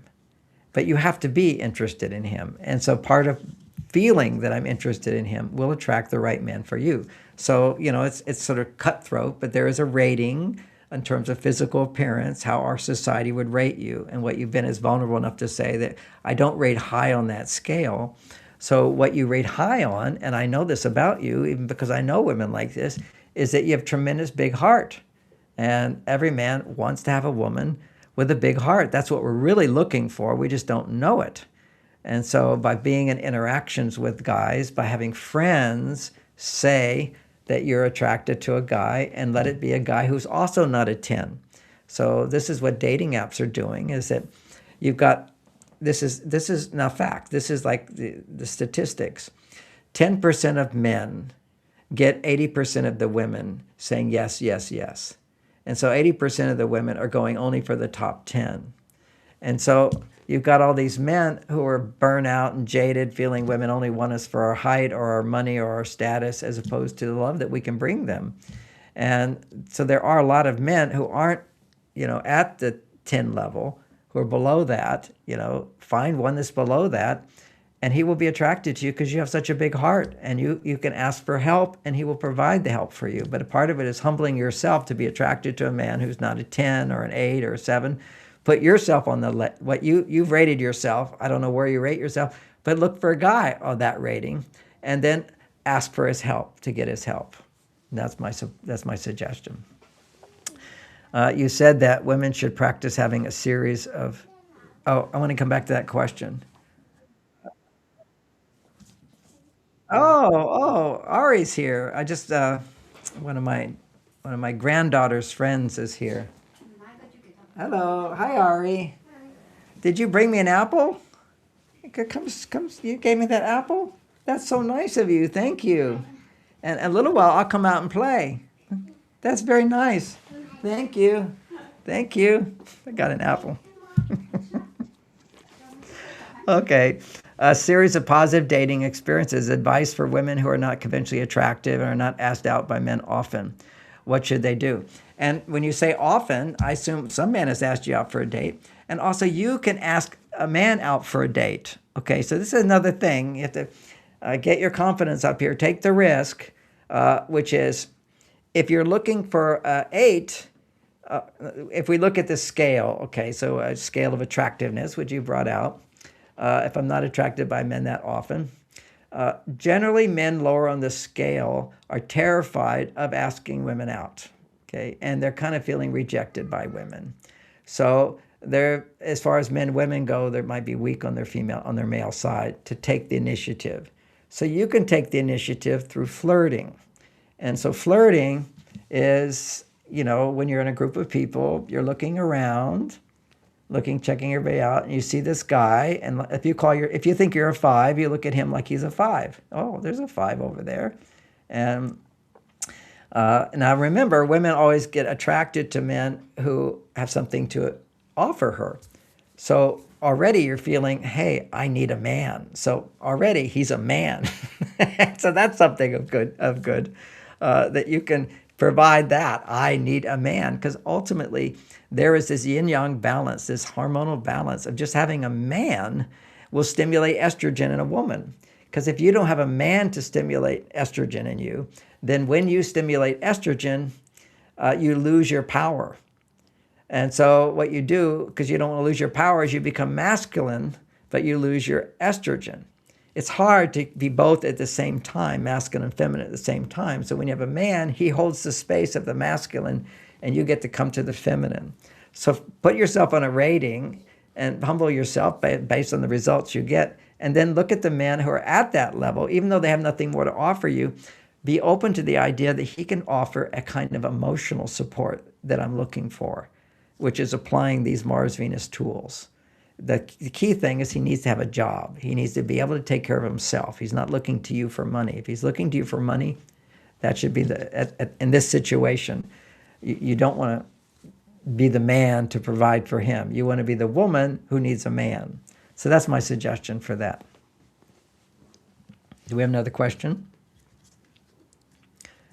I've been told that we have lots of questions.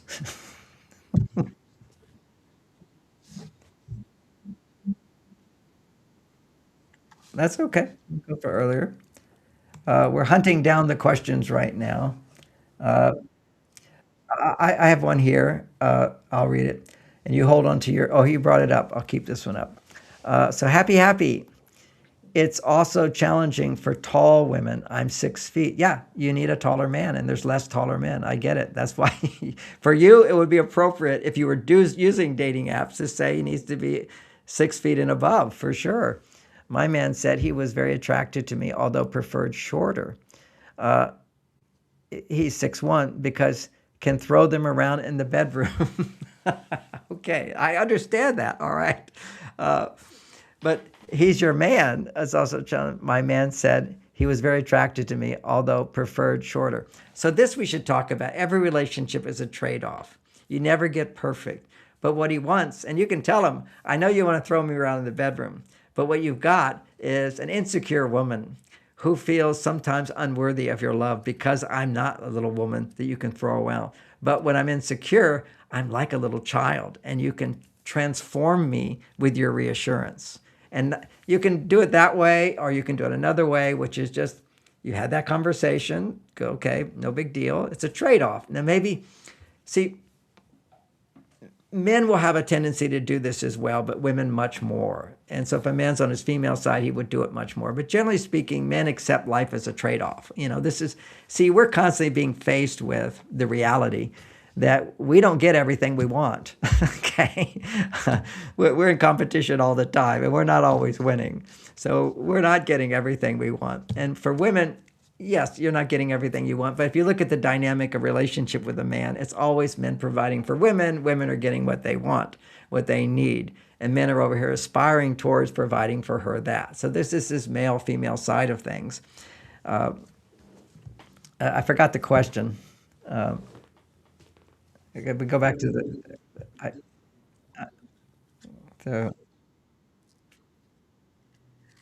so on this question, I'll let you know in the future that I'm done with something. It's also challenging for tall women because he can throw me around in the bedroom, and that's absolutely true. I'll even tell another story about that. And I wasn't, this big, strong guy. But I remember I give my wife a card every anniversary, right? And the one she kept and put it on her in the bathroom, little thing right there, is the one that I gave her of a guy, a big Superman guy in a bathing suit, carrying a woman in a bathing suit from the 50s on water skis. And she kept that one because that's her image of, I want a big man to carry me and take me. So women have this too, and I want that. And so, but I wasn't that man. And I didn't take it that way. I went, yes, I can provide for her. Emotionally, I can be that hero for her. And that's what he wants, is to be the hero that can pick you up and twirl you around. And you want to be like the little, sometimes women say, a little bird that you could hold in your hands. Okay, so, but it's feminine, it's light, it can be helped, it can be carried. And so you can let him know that, yeah, but I want you to know my insecurities because you really carry me. Otherwise, I feel unworthy of love without your love. And a lot of women don't want to admit that, but let's just look at, this is the vulnerability of femininity. And men have a female side. And the way it would show up for me is if I gave a talk and everybody walked out, my feelings would be hurt, okay, because I'd be so vulnerable. But I want clapping. When people clap, I love when people clap for me. When they clap for me, that's reassuring me that I'm successful in making a difference. Women need reassurance that they are loved even though they're not perfect. They don't have to be perfect. All women sort of feel, I have to be perfect to be loved. Men feel I have to make a lot of money to be worthy of love. And it's a woman's love that can free her from that, because men will always be comparing themselves. Without a woman's love, the only thing he can, what his worth is, he has to compare himself with other people according to how they make money or what they're really good at. So he's always in a competition mode and always feeling there's always going to be somebody better, okay? I was #1 best-selling author in the world, and now somebody else comes along. So now I don't have that. So why is that okay with me? I could care less, but I do need to pay the bills. But my ego is I don't have to be the best to be loved. And that's because I am loved by doing little things. It changed my brain. It took time for me to realize the little things make a big difference. Men aren't motivated to do little things generally because it's only the big things that get love. I've learned it's a lot of little things that get love. So my motivations changed. The wiring of my brain changed. And that's how a woman can change a man. Thank you for the question. Happy. We'll go on to the next question. Oh, okay. So can you remember some of those? My producer says it's time to wrap up.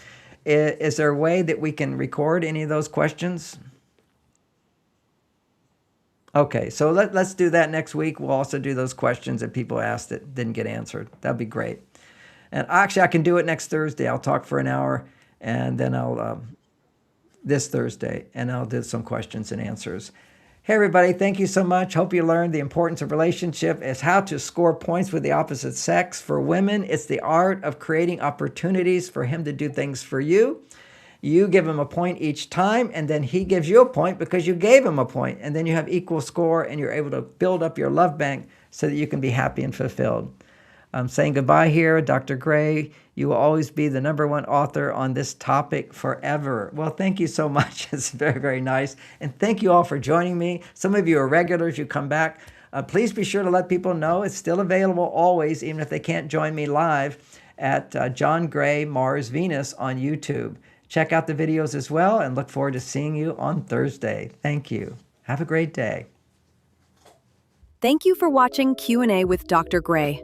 Please share this out with all of your friends and family across all social media platforms. And be sure to tune in every Tuesday at 11 a.m. PST and 2 p.m. EST.